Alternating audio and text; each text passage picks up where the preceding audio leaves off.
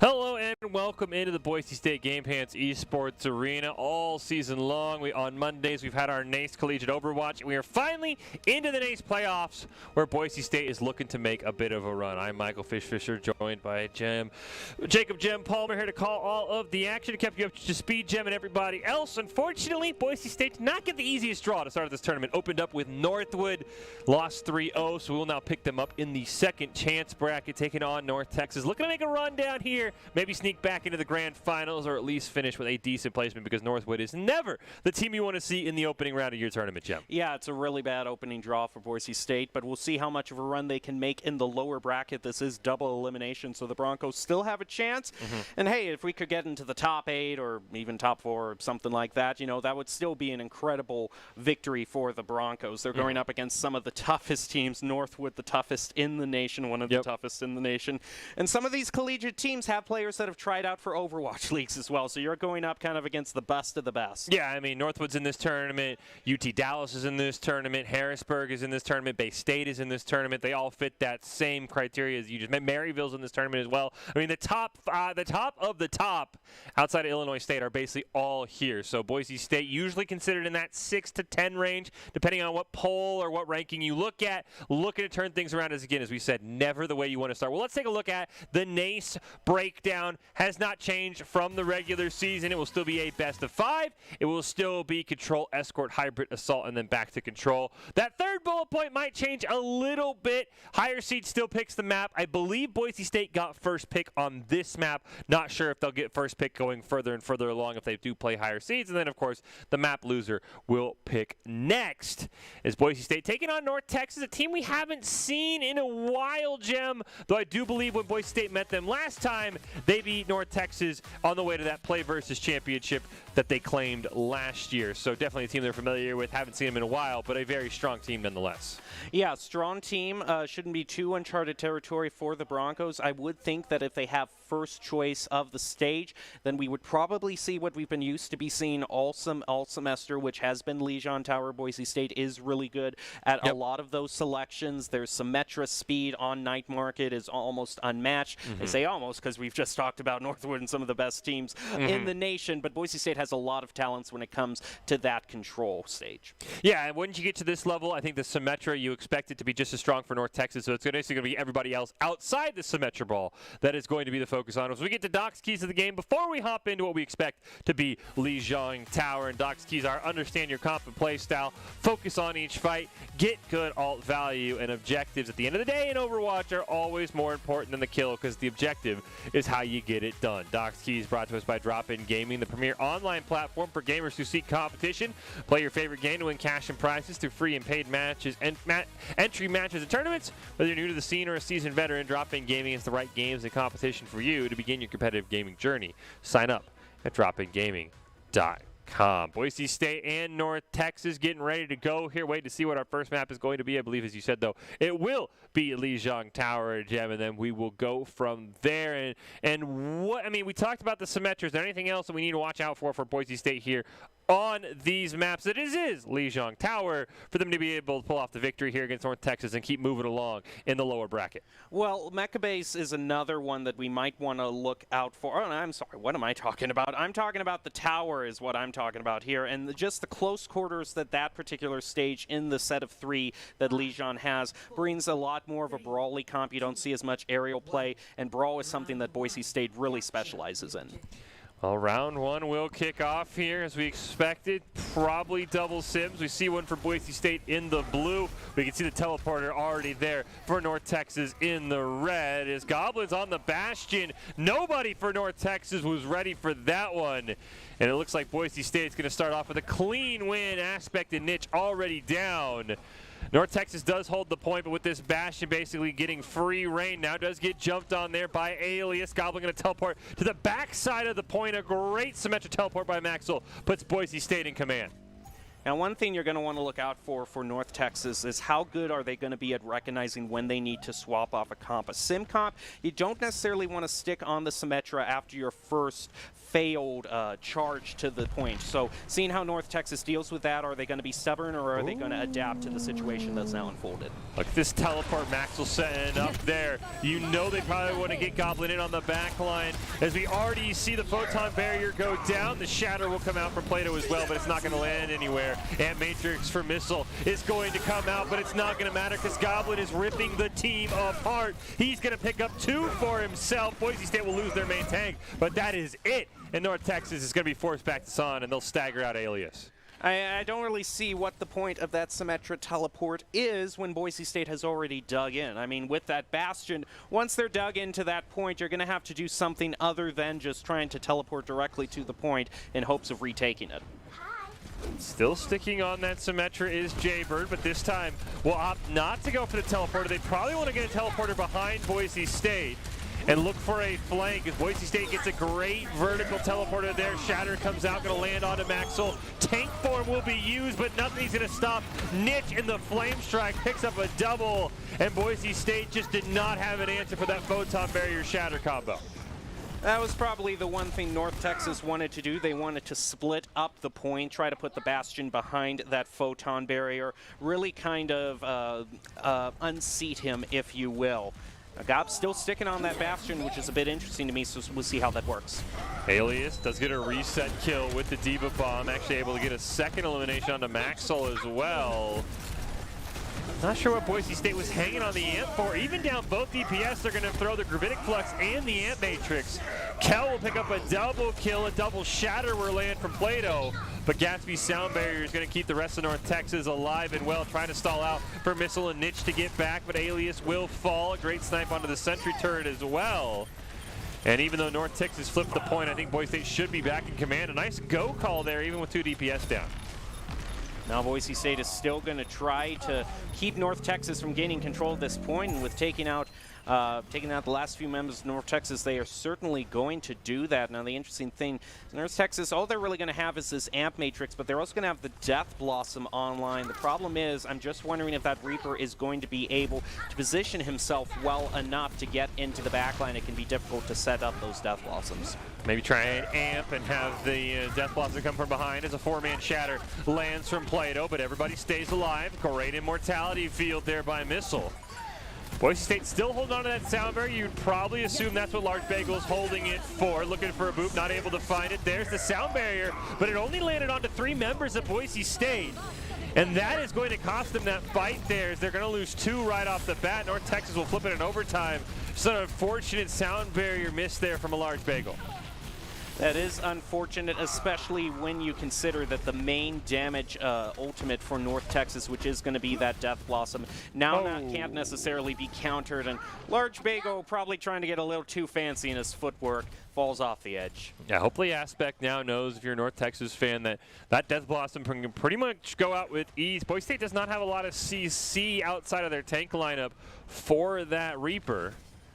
As you see, Symmetra turrets doing quite a bit of damage to Plato. They're going to throw down one more teleporter. Goblin's going to get up on the high ground, forced to teleport back and heal. Here comes the rest of the team, but the teleporter will be destroyed. Gatsby has the Sound Barrier and is going to pop it. It'll land onto everybody.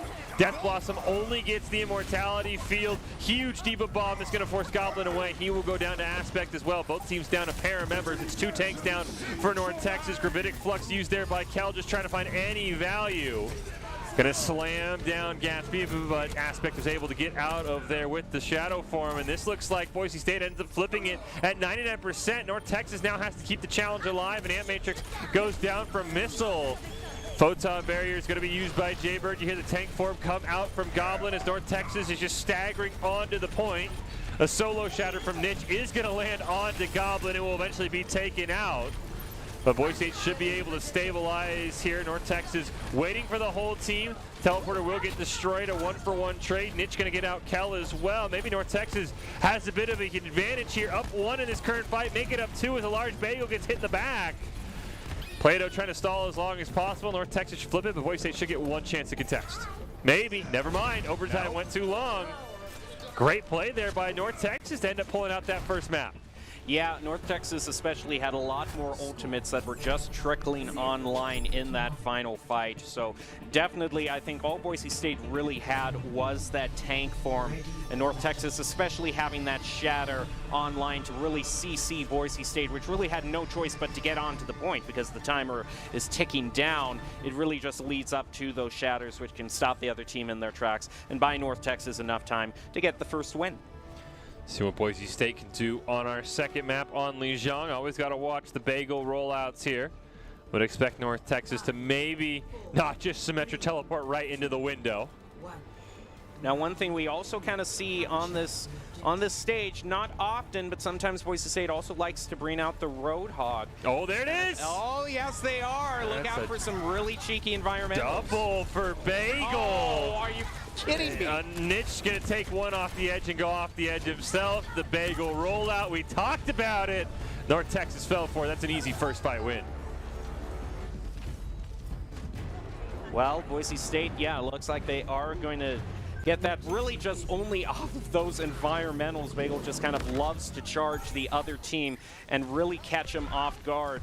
And North Texas, you know, with Bagel being as good as he is at these environmentals on this particular stage, it really confines North Texas to take this one route where they don't have to worry about environmentals, and that takes a lot of the stage away from them. I like that teleport by Jaybird. Gets North Texas right on the point. Immortality field from Missile goes down. Plato does get frozen by Aspect now on the May, but everyone's going to stay alive. Great Amp Matrix comes out here from Missile, but Boise State will simply line aside it. Unfortunately, Max will miss that memo. It's taken out by Aspect. Sound barrier already coming down from a large Bagel, thanks in part to those two early environmentals. Double Shatter comes out, but unfortunately Nitch is hit just a bit harder. He gets the stun, but it's Goblin picking up all the kills. He's got a double. Gatsby has to YOLO Sound Barrier to keep his team alive, but it's not going to be enough. Boise State takes down Aspect, and they hold on here, and they're already up above 50% by the time this fight is over. One of Boise State's kind of hidden strength is their ability to maintain control of points once they are dug in. Even if there is a pick, oh, we're going to see Diva Bomb go out. Gets one on the Jaybird as the duplicate ends. And I was just saying, once they get on the point, even if they get one or two picks, Boise State, especially their supports, are just so tough to take out. The Boise State can usually sustain, drive that percentage counter up, and wait for the team to respawn. Yeah, Boise State probably gets this to 99% no matter what happens because of exactly what you mentioned. Even if they lose this fight, a large Bagel in particular is just so good at wall rolling around this inner pagoda, as we're going to see Kel immediately throw out the Diva Bomb. I think that was just a zoning Diva Bomb, wanted to reset as well, forced out the ice wall. Blizzard will come out. Photon Barrier going to be used, but Plato is the first one to go down. Alias will use his own Diva Bomb as we get dueling Photon Barriers. Hard to keep track of who's who, as Kel does get pinned against the wall, and Immortality Field keeps him alive, but Boise State is going to build this to 99% no matter what happens. Kel taken out of the mech will be eliminated as well, but North Texas already in a very difficult spot, 99-0, and the Broncos, even down a member, are not done fighting yet. Maxwell gets one elimination, and Amp Matrix from Chosen is going to go down. A three-man shatter from Nitch and Plato will both land. Large Bagel will fall, but so will Nitch. That's a fair trade. One Boise State will take. Teleporter going to go down from Maxwell, trying to establish the high ground, get out of line of sight of that Amp Matrix that Missile threw down. And Boise State is going to be able to pick this one up, force overtime potentially, as North Texas is already in stall mode. Overtime will tick down. I think Alias does get there. Never mind. What a huge boot from a large Bagel. We saw it at the start. We see it at the end. And we go to map 3 on Lijiang. And it's interesting because North Texas looked like they might have taken the point there. And the strategy they were using, so to speak, isn't unheard of. They're doing the simple, you know, kind of save all of your ults, press Q all at the same time.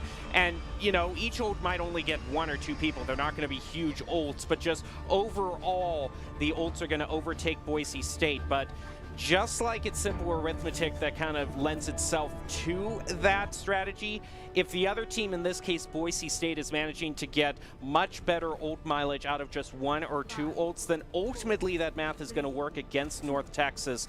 If Boise State can manage to take out North Texas's pushes with one or two ults, then overall in this ult economy, Boise State's going to be looking much better.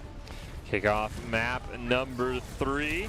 Curious what Goblin will bring out. It will be the Doomfist. You see up on the background there. Going to try and jump down onto North Texas. So Boise State's got to survive a 5v6. Here is Goblin looking for the flank.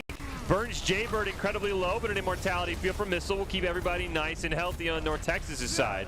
But Alias is the first one to lose their mech. Jaybird's health dropping very quickly. Aspect on the Doomfest is the first elimination for North Texas. But Boise State will lose Plato and Goblin in the same breath. And that means they're already down 1.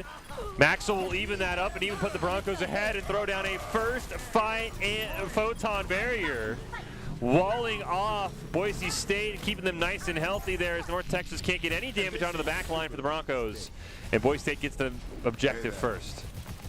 Oh, it looks like they might get a stagger. They do indeed onto Jaybird, who's way off trying to set up that teleporter. Instead, that's going to drain precious time away from North Texas. Again, they get staggered with Gob taking out Alias. I think the Baby Diva had never been really found for North Texas, and Alias might have got caught, as Alias will now be able to remech off the spawn.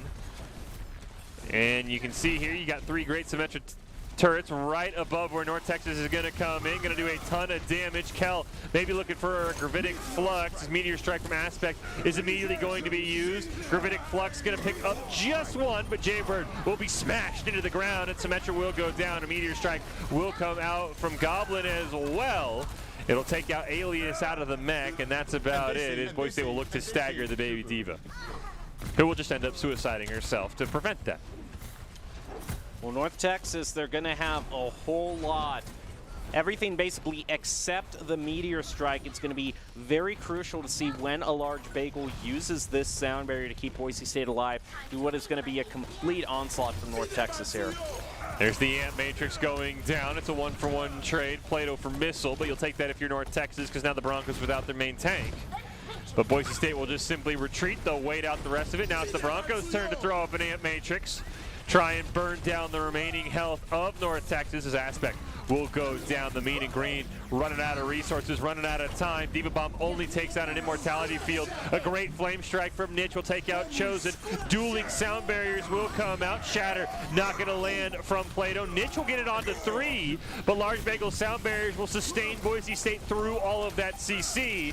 Plato gets pinned and hits a great Flame Strike to keep the Broncos alive, and North Texas is just simply going to run out of members. They can't even make it back onto the point, and Boise State will win maps 2 and 3, and they'll go up 1-0 here on Lijiang. Well, that's a great start for the Broncos. It's going to put the ball in their court for the rest of the match. Well, if you're in high school and you want to unlock your true talent, make sure you check out esportstower.com. We've got weekly rumbles Monday through Thursday. It is a ton of fun. esportstower.com. They've got Valorant, they've got Rocket League, they've got Overwatch, they've got Fortnite, they've even got Apex Legends. If you're in high school, you're looking to start your path to pro, maybe even land a collegiate scholarship, esportstower.com is the place to check out. Quickly before we go to break, Jem, your thoughts on Lijiang Tower and what Boise State needs to keep doing to make sure they win this and keep themselves alive in the next playoffs? Well, Boise State does a really good job overall of just getting a lot more mileage, and I would say just when it kind of comes down to the one-on-one skill. Boise State really has the advantage here. Their ability to get kind of the maximum charge amount every time they get onto the point. It's very rare that kind of they give up the point without having gotten at least kind of, it seems like 40% charge on the point with just one push. So it seems like when North Texas gets on the point, with the exception of Night Market, which I really have to hand it to them, they found a way to muscle back there. But Boise State does a really good job of maintaining their presence on the point once they've established it. We're going to hybrid. What can North Texas do to get back in this, or can Boise State go up 2-0 and look to continue on in the playoffs? We'll take a short break, and we'll be back with Map 2 between Boise State and North Texas in the NACE playoffs right after this.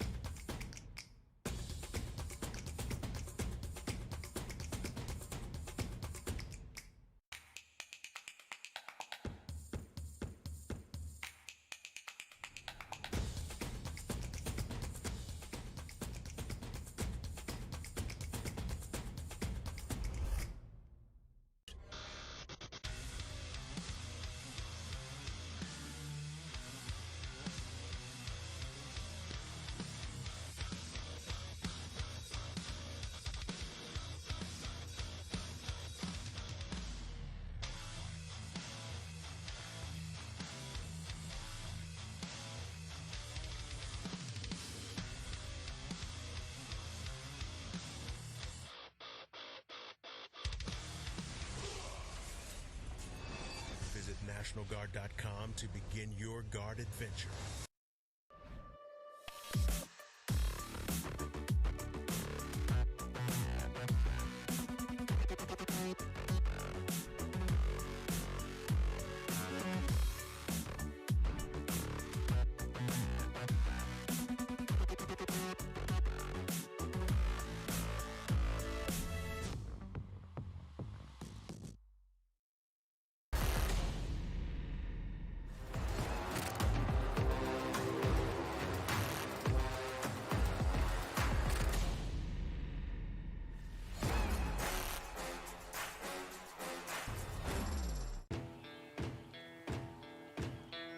Here are a couple lessons I've learned over the years. Friendships come in all shapes and sizes. And always buckle up. Seatbelts save lives. That's a rule we can all live by.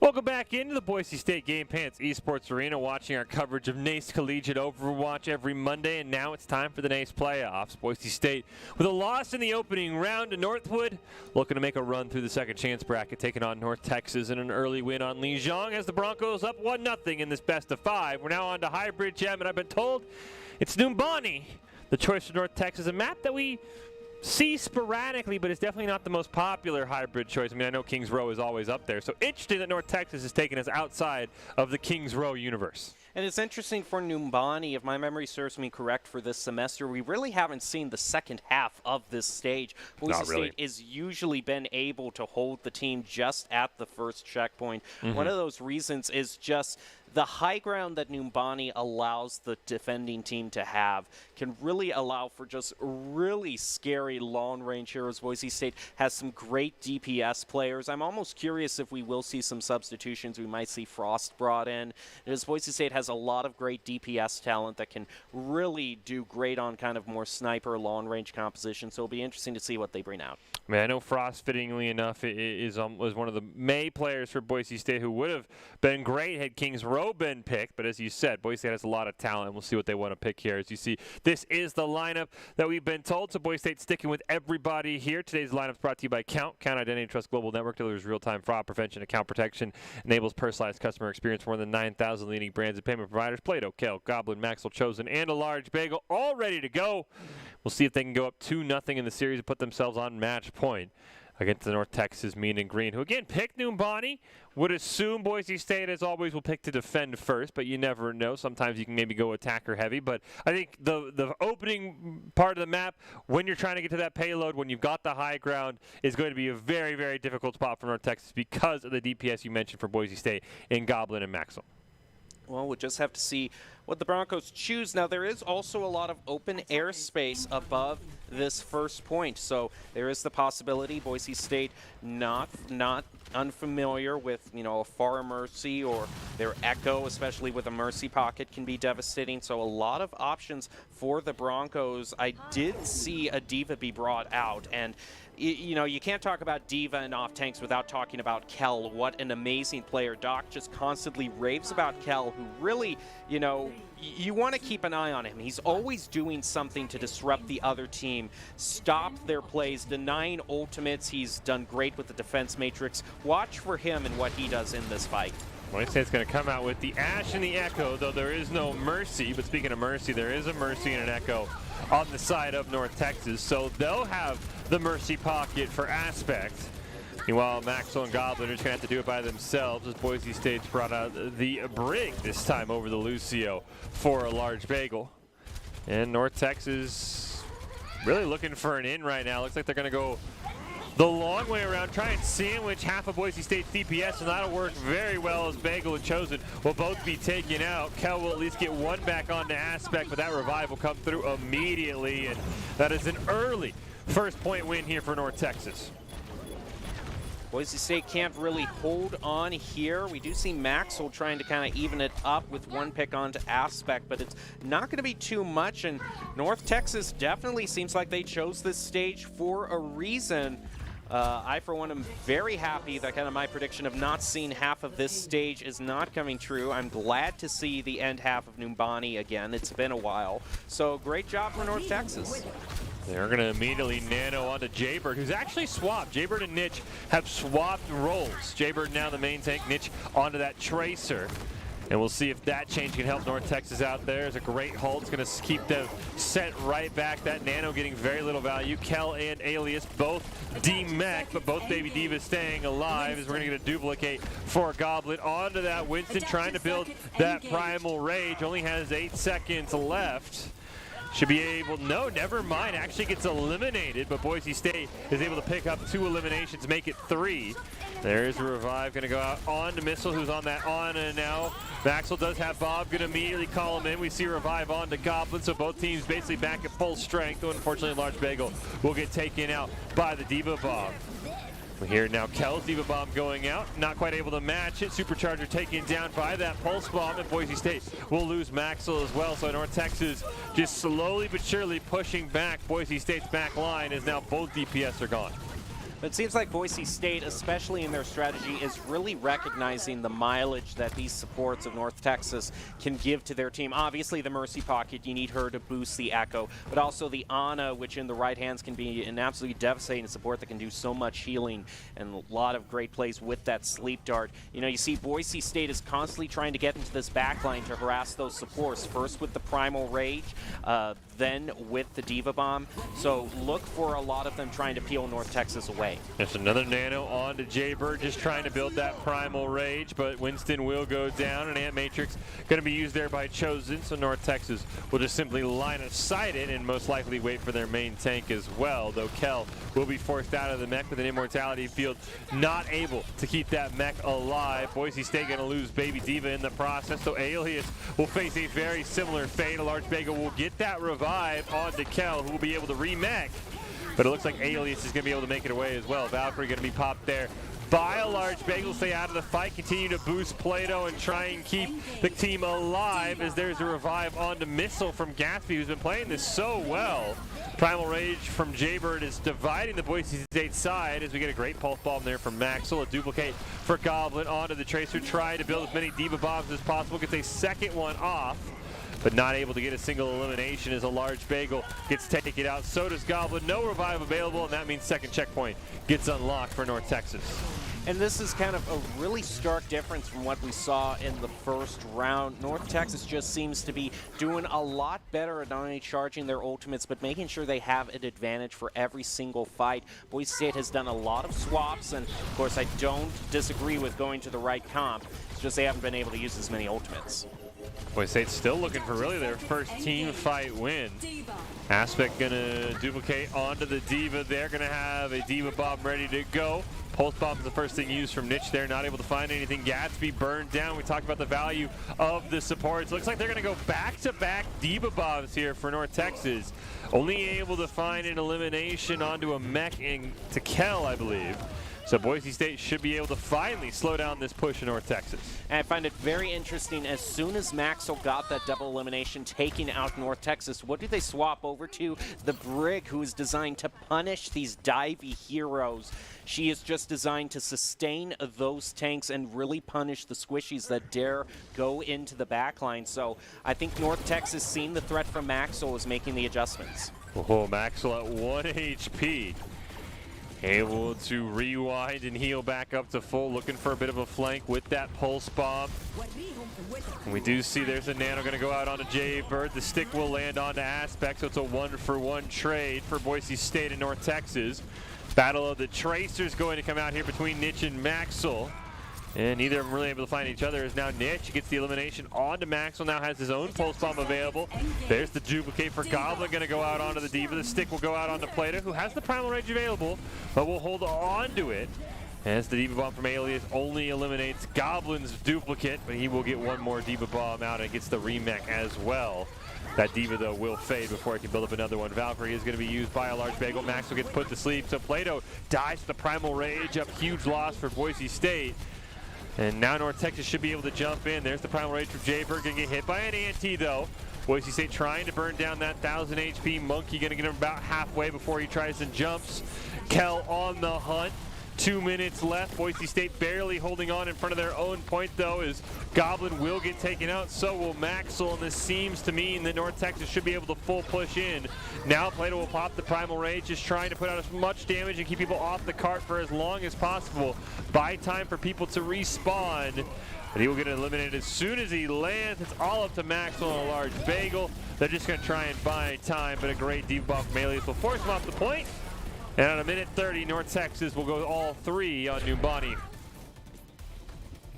Now, let's think back a little bit to what Boise State initially set up on that defense. They went with the Ash and the Echo, and Boise State was really kind of just going with a real huge high ground strategy, but you saw such great play from Alias, especially Jaybird too. Both of these kind of off tanks with a lot of vertical mobility really just were able to kind of bring Boise State off of the high grounds, what they set up for, force them to fight on the ground, and once they did, North Texas was just able to bowl over the Broncos. I think the one thing that's been the most impressive for North Texas is that Jaybird and Nitch have performed this role swap relatively without much loss, and maybe even made North Texas better, which is not something you see all of the time. I mean, you know, might see a support here and a different support for a different map like we've seen from Bay State, but the fact that Nitch and Jaybird swapped effortlessly between main tank and DPS has really been a huge key for North Texas. We'll see how those two can perform as they try and defend Boise State here and prevent us from going into overtime. And I really think that Maxwell, as good as he has been on the Tracer, I think we have seen a lot of counterplay from North Texas's Tracer.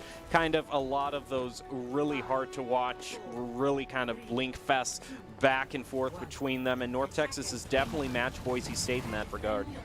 Once again, we'll have both on the Tracer, Nitch and Maxwell, so we'll have to keep an eye out for any Tracer duels where you're just bouncing back and forth, as Maxwell is looking for a flank onto North Texas. Ended up seeing, I think, Gatsby in Aspect, but isn't choosing to take that fight. Ends up getting found out by Nitch. I'm not sure what Maxwell was looking for there, as those two Tracers will battle at it. It is Nitch and Max will go chasing each other off the screen. So far, Boise State has not been able to break this high ground that North Texas has. That Echo being boosted by Gatsby, just providing too much aerial support. As once again, these two are just going at it. Not the most action we've had early on. Nitch taking a little bit of damage. They're both able to rewind, heal back up to full. Nitch does get some help from Missile over there, so now Max will be forced to dive away. Nano is going to go on to Plato as Goblin and Kel finally pick up the first 2 eliminations of this map. Plato taking a ton of damage, but being able to be healed through. Aspect has that duplicate, beat Goblin by about 40%, gets the duplicate onto the Winston, and already has that Primal Rage built up and will be able to use it, as Plato getting very close to his as well, but has to be careful, can't overcommit. Nitch and Alias will be eliminated, at least Alien's mech will be eliminated as Aspect goes down as soon as that duplicate fades. Primal Rage, the baby diva for Plato. Bit of an overkill there, but I think Boise State has finally won this fight and should be able to unlock the payload and start moving forward. I think that's kind of the textbook definition of what's a win more ultimate there. Boise State already had the point pretty much locked down. A baby diva isn't going to be much of a threat to a full health Winston in any world, so I have to wonder, Boise State, and actually great job to Jaybird there. Already staggering, taking a lot of damage from Boise State as this starts. Does have the supercharger available, see how long he wants to hold on to it. Boise State does not have any ults up, but they do have the duplicate online, and they do have the rally from Bagel coming up right about now as we get Goblin onto that Diva. We get the rally going to come out. We get a Nano onto Nitch of all choices, plus a Valkyrie going to come out from Gatsby. Diva Bomb going to be used from Goblin. He'll look for the remech. Can't quite complete the process, but we'll be able to get airborne on that Echo, not only eliminate Jaybird, but get out of there without sustaining too much damage. Drops to 60 HP. Eats a healing grenade from Chosen, though. Gets healed back up to full. Alias is Diva Bomb going to get elimination, but Goblin will avenge Chosen with an elimination onto Alias, who is put to sleep in Baby Diva form. And now it's time for Aspect to pull off his own duplicate onto the Diva. Kel going to use it, not able to find any value with his Diva Bomb. Let's see what Aspect can do with his own Diva Bomb. not finding much value either, and maybe looking for a cheeky little remag, and will get it, but unfortunately the duplicate timer will fade. So neither of them able to find much value. Goblin and Aspect will both go down, so both Echoes will fall. A great pulse ball from Niche, killing the counter you talked about earlier, killing that Brig. And Niche gets a double kill, denying Boise State this second point with a lot of time on the clock. It's kind of like if you're playing Junkrat and you manage to hit a far out of the air, you know what I mean? Just getting that one play that kind of counters your counter has got to feel great for that Tracer. But Boise State, I'm kind of eating my words a lot here. Not only were we seeing the second half of Numbani, but Boise State, I was talking about their ultimate usage in Legion Tower. It seems like that's completely turned on its head. Boise State is just using their ultimates as soon as they get them. They're not seeing a lot of collaboration or really ult management from the Broncos at all. Well, thanks to a nano and a duplicate, they're even able to hold on to the Primal Rage. Boise State will unlock the third point. They've got 3:55 on the clock, so a sizable lead over North Texas should we head to overtime. And we'll see what Boise State can do. It looks like North Texas only has the nano available. Going to be very hard for them to get value. Maxwell looking for a flank, sees they have a Brig. There's that nano onto Jaybird, who's immediately put to sleep. A fantastic sleep there by Chose, and that allows Boise State to get one pick onto Aspect. Primal Rage from Plato going to come out and looking for a couple more eliminations. 3 members of North Texas will go down. Diva Bomb from Alias, the Hail Mary reset. Not able to find it, so Boise State can just simply keep pushing. Boise State is going to have a great time advantage, especially here, and they're pushing right up to the point. Look at that, too. Look at that defensive matrix from Kel. You know, I told you to watch him. He can negate some of those ultimates. 0.76 meters. Boise State just needs to win this fight. Maybe even use a Diva Bomb to force people off the point, as Aspect will go down. So will Jaybird. The rest of North Texas sitting in their spawn, but Maxa will deny a missile there. And with Nish the last line of defense, Boise State will cap it with just under double the amount of time North Texas has. As much as I was talking about ultimates, this really was the perfect ultimate Boise State had. They were thinking ahead toward this moment here, being able to create so much space and push North Texas back into their own spawn, just letting that Winston go against all of those squishies there. And you gotta hand it to Maxwell too, as the ability to recognize when the player is just outside that realm of safety of the spawn. Got a couple of eliminations that way against North Texas. We reset for overtime here. Map number 2, NACE playoffs. Lower bracket round 1 between Boise State and North Texas. North Texas got 1:30 on the clock. The Broncos got 2:50. And we'll see if Boise State is going to have a different strategy. Doesn't look like it. Looks like they actually will keep it the Tracer. Might be the one other difference they're going to go with here. As I say, I was not a fan of the Ash Echo without the Mercy Pocket they pulled out the first time. Yeah, especially if you're going to go with those kind of more long-range comp, then you need those DPSs to get those crucial picks right as the engagement starts to take North Texas off of full strength. So it doesn't quite look like we'll see the Broncos going with that. Swapping back over toward that Mercy Pocket, I do believe, for the Echo, which these Echoes for both teams have been insane on this stage. Neither team really changing up their comp too much. North Texas staying with the Mercy Pocket. Boise State sticking with the Anna Brig, as Maxwell and Niche once again going to run right into each other, and they'll have a battle back behind the payload, as we see Plato taking to about 50%, going to be sustained up, but that will concede high ground control over to North Texas. But again, North Texas only had 1:30. They only have about 1 or 2 fights in them. And Boise State gets a much better start this time than last time, as Alias still just hanging at about 50%, finally going to be able to be healed back up to full. Missile, Gatsby, and Niche all taking damage, though. Boise State spreading around the love, but so far, North Texas hesitant to pick a fight, and now, with 30 seconds left, North Texas is going to get one chance on the point. They were waiting for that nano to build. Boise State will have one as well. They'll nano each other's Winstons, and it's Boise State who gets to pick onto both supports for North Texas. That is huge. Alias getting one onto a large bagel, even a second on a Chosen, I don't think is going to be enough. Primal Rage will get used, and I don't think North Texas is going to have enough besides just to stagger onto the point person by person. I get what North Texas was trying to do in trying to nano that Winston to go onto the point. The problem was the Winston kind of jumped onto that point all alone, and Boise State was more than happy for Plato to just jump in and completely take out North Texas's Ana and their supports as the backline crumbled behind that nano-boosted Winston. Niche back plus Gatsby will all go down. Alias not able to get back onto the point in time, so Boise State will just simply need one tick to go up 2-0 here in this series. Not only has it been really crucial for the Echoes, but the Winston play, especially Boise State, the ability for this particular character to have such vertical mobility on Numbani to really kind of fight over those high grounds. Those really have been kind of where the crucial fights have been taking place so far on Numbani, is how well does the team who's attacking, how well are they able to knock the defensive team off from their perches? Can Boise State pull off a win here, or will we have a draw on Numbani? That's what we're about to find out. Looks like Boise State not going to change a single thing. If it ain't broke, don't fix it. And we'll see what North Texas can do and if they can hold on for 3 minutes without really losing a single fight, because one lost fight is all Boise State's going to need to do here to pick up the win. And one thing I'm curious about is we've seen kind of a real stalemate on the Battle of the Tracers. Both Boise State and North Texas, their DPSers are really good at harassing those other Tracers, and it just seems both of them kind of walk away from each fight wounded, ready to heal up. So I'm wondering if we're going to see an ultimate victor emerge here, kind of in the last chance. We'll see how well Boise State can take this point, but an interesting swap from North Texas. North Texas going with the double shield plus the Bastion. The Symmetra very interesting as well.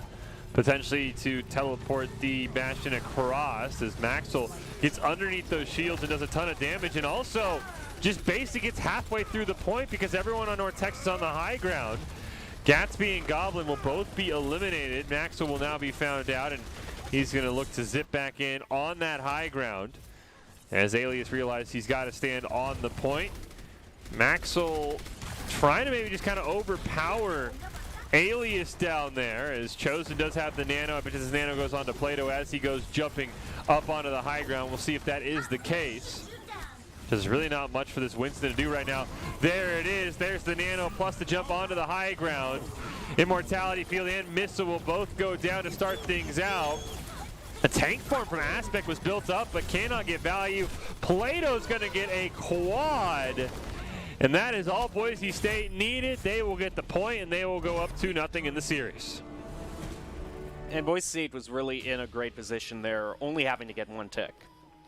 Well, if you want to apply for a job for the best place to work in Idaho, Idaho Central Credit Union is that place. They are now hiring for positions like software developer, server administrator, workstation technician, information security intern, and DevOps engineer. Learn more and apply today at www.iccu.com/careers. Boise State up 2-0. In these NACE playoffs, round one of our lower bracket. Fish and Gem here calling all of the action. We've got Escort up next. And Boise State, Gem, it was closer on hybrid, but I think they have what it takes to get it done here on map 3, at least if they play the way they did on attacking and in overtime. Yeah, they really did a great job of building up more time for themselves. And the point that I wanted to make with them only needing one tick is they were really kind of already going up against a comp, you know, that kind of wants to dig in with that Bastion. Once you get that unseated and you just are able to finally break through that, Boise State had plenty of time. Once they knew that the Bastion was there, all they had to do was let the Winston jump in, unseat everybody, and once that kind of keystone fell, if you will, they were able to get their presence on the point to take them all out. So it was just one domino really to knock over, and Boise State had their win. Aspect almost got it, had the tank for him, but died right as he popped it. We're going to take a quick break. It looks like we're going to Junkertown next. Can Boise State close out the series, move on to the next round of the NACE playoffs? We'll find out right after this.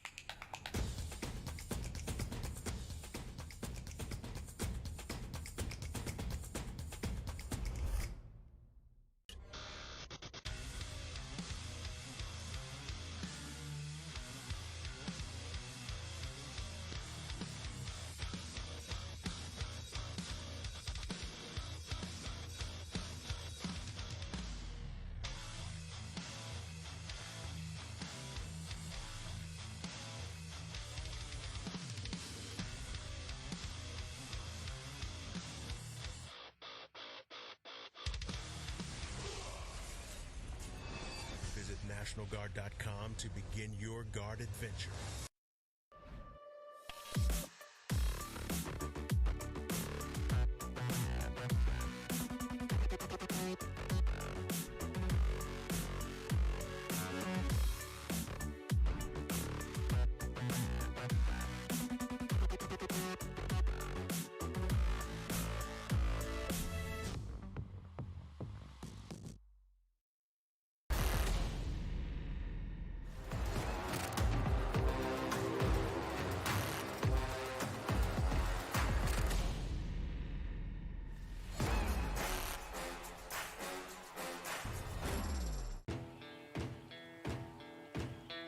Here are a couple lessons I've learned over the years.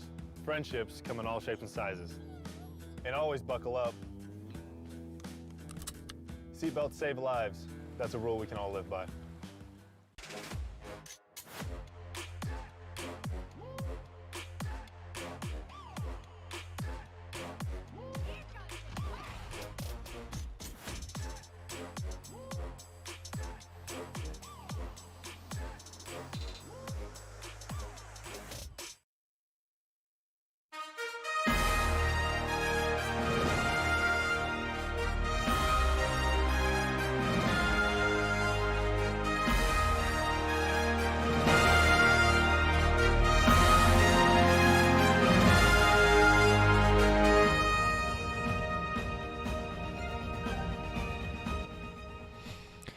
Welcome back into the Boise State Game Pants Esports Arena, continuing our coverage of NACE Collegiate Overwatch every single Monday. Boise State in the NACE Collegiate Playoffs.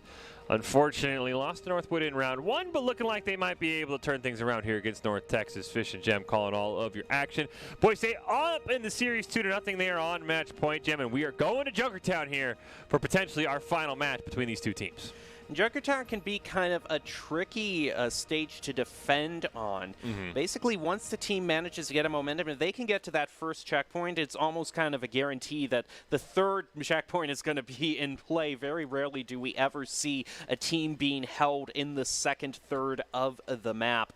So Junkertown is really, you know, if Boise State can manage to hold North Texas before that first checkpoint, then they'll have a really easy just kind of last formality of a walk toward their victory.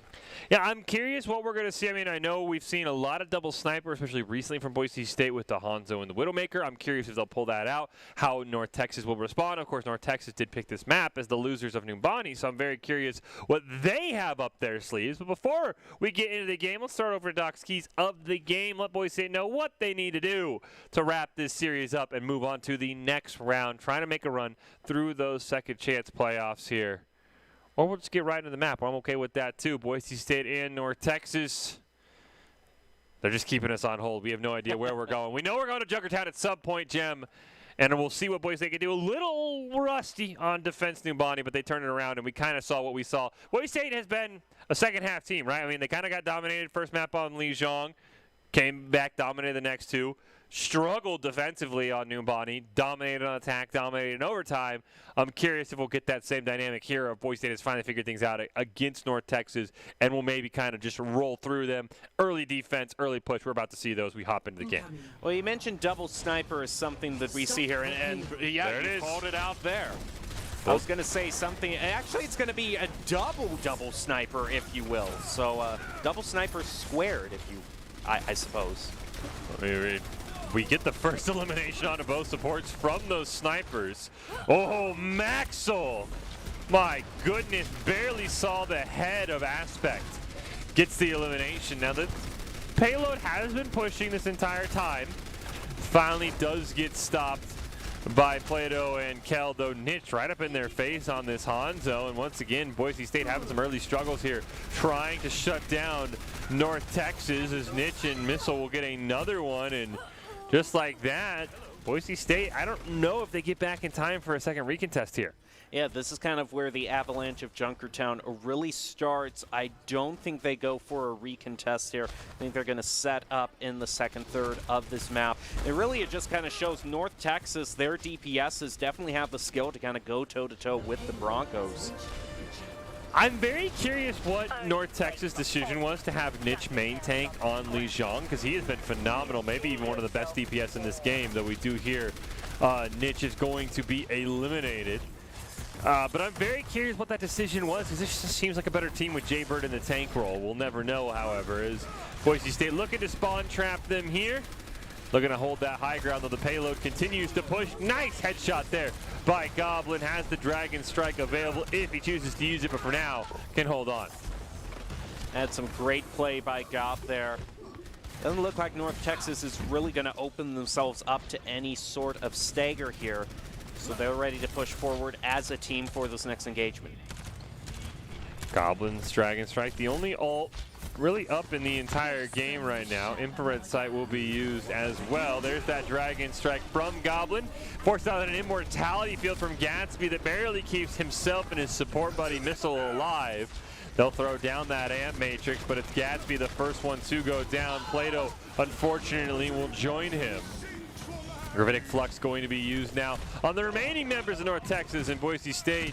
You just had to eat your words all night, Jam, as we're seeing some great, I mean, they still have 4 minutes left, so some great second point defense here. Yeah, I don't really know what the point of me making any sort of predictions. The only thing we've gotten right is the double sniper, which both teams have brought out. So that's really the only victory we can count for ourselves. Infrasight comes out there from Maxwell.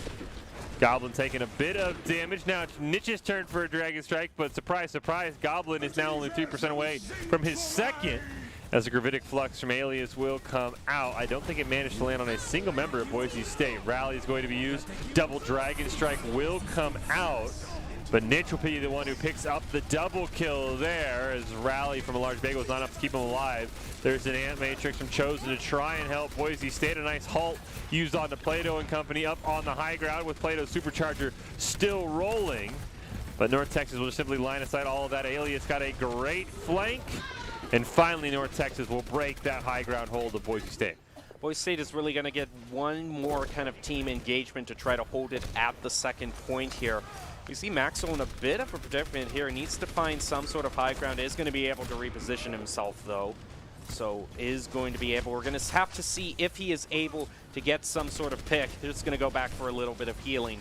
Now we'll see, will the choice pick come out for Boise State to start off this right? Oh, there it is.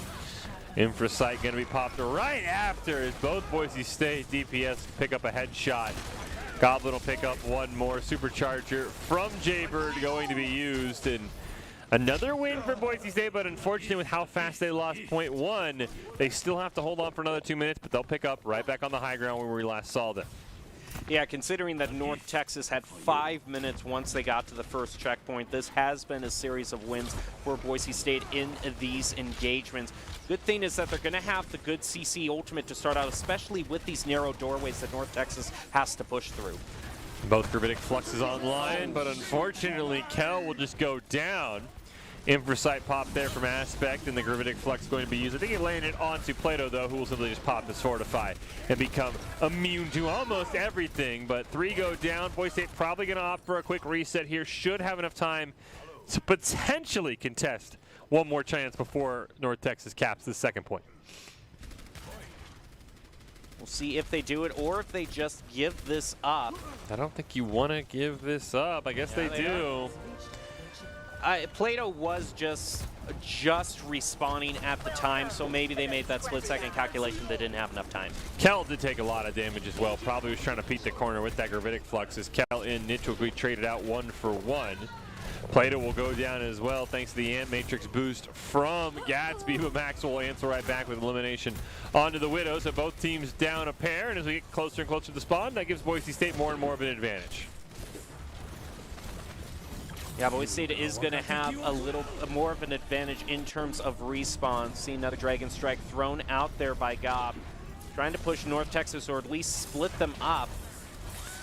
Let's get a headshot on the Aspect, the first one to blink here in these almost mirror matches. Basically Zenyatta and Brig, the only differences is Aspect now on the Tracer, and Boise State does not care. Change is good for them.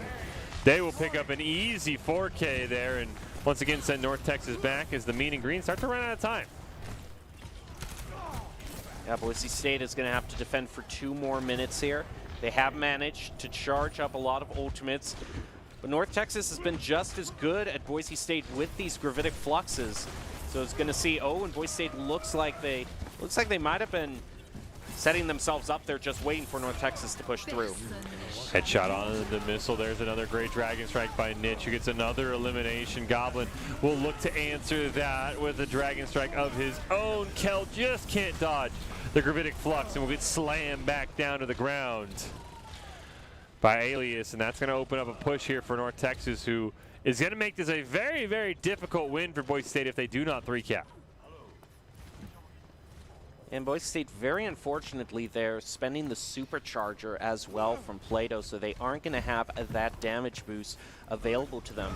Or crucially for North Texas, though, they're going to be able to have that transcendence, so they're going to be able to stall on point for a lot longer, which can be very crucial as they're getting close to the end here. Aspect will get eliminated. A rally is going to come out from a large bagel, plus a gravitic flux will come down. There's a transcendence and an immortality field coming out from North Texas, but it's not enough healing to keep Nitch alive. As soon as that transcendence fades, Jaybird and Alias will be immediately eliminated by Boise State. Now North Texas will have 30 seconds left for one more fight. And there is enough space. The roofs are high enough for Maxwell on this Echo to do some real serious damage, especially since it gives you so much mobility between both levels here. It looks like North Texas, their Tracer's in a bit of trouble. Aspect trying to get away. This would be a huge stagger if Boise State could find her, but I don't think they're going to be able to. She's got a sliver of HP and makes it back to her team in time. So we'll get one more full 6-on-6. Boise State's only got one ult. North Texas has 3 with the Dragon Strike on the way. Pulse Bomb goes out, not able to find anything. There's a Dragon Strike from Nitch. Will he get value? The answer appears to be no. As Jaybird goes down, Gatsby throws down the Ant Matrix. Boise State, though, not going to be able to stop the cap, so with 0 seconds on the clock, North Texas will guarantee at least a glimpse at overtime. It's going to really depend on how well Boise State can push through here. Will they be able to match the speed at which North Texas took the first checkpoint? And I really wouldn't be surprised if we have seen kind of the mirror matchup nature of this whole series continue here, because it seems North Texas and Boise State aren't changing too much between each other. They're mostly choosing the same compositions and then just kind of letting the skill between them decide. Biggest thing Boise State has to do is if they can cap all 3 points and force overtime with more than a minute on the clock, North Texas will not get that minute time bonus, which would basically mean all Boise State has to do is play attack. So I'm very curious to see how fast Boise State will go. As you said, they've got to capture that first point as quick as North Texas does. That is the first thing Boise State's got to do, because North Texas, I think, had north of 5 minutes left. The one thing, though, is that Boise State was able to defend pretty well in this second third here. So yeah, even if they lose 1 or 2 off of the first checkpoint here, the fact that they made it up in a part of the stage that I would have least expected them to make it up on defense means that they can probably afford 1 or 2 losses time-wise if the main kind of general trend of the second part of this map not really being much of a factor plays out for Boise State. Let's see if either team wants to make any swaps.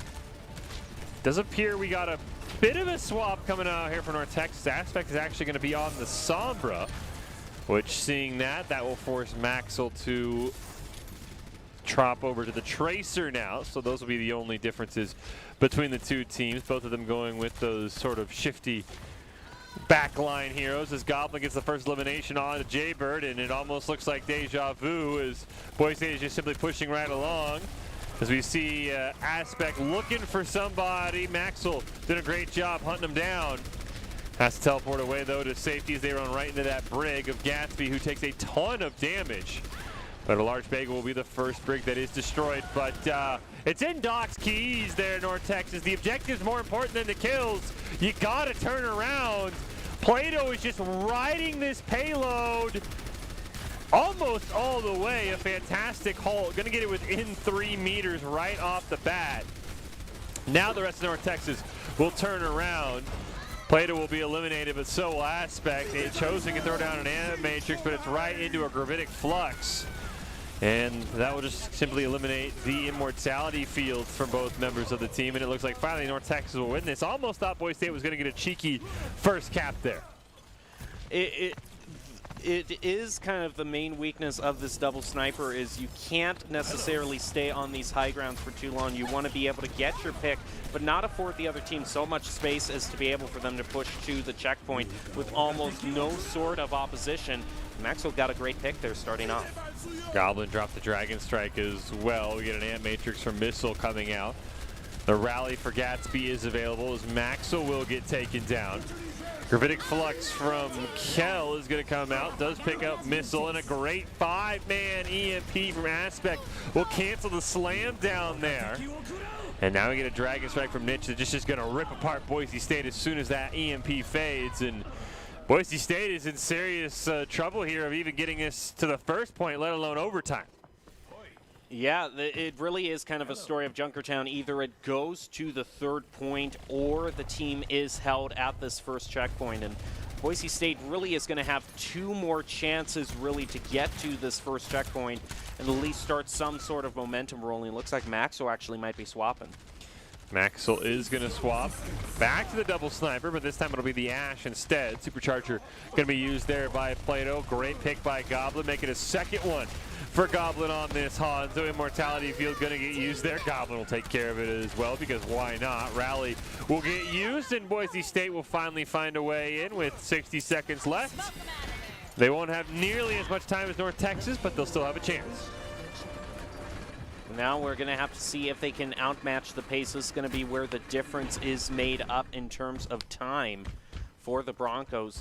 Can one of their snipers get an early pick? Indeed they can. Not sure if that pick is too early because they're not going to be able to get the payload all the way to where they need it to go. So while it will help their early push, you can see North Texas has basically conceded the first half of this second point. Now pushing up along the high ground. If Goblin can get that immortality field taken care of, he can launch a Dragon Strike. He'll do just that, but the immortality field is going to keep 4 members alive, but as soon as it falls, Boise State will pick up eliminations onto a couple of them. That Supercharger still there. Finally, it's eliminated by Maxwell. But if Boise State could have gotten that immortality field out just a moment earlier, that is a huge Dragon Strike. But once again, the payload just kind of chugging along. Finally, Alias going to look for that flank, has the Gravitic Flux. Aspect trying to get a pick onto Maxwell as well. Rally going to be used by Gatsby, and that's once again going to stop Boise State and Plato in their tracks of trying to push that payload.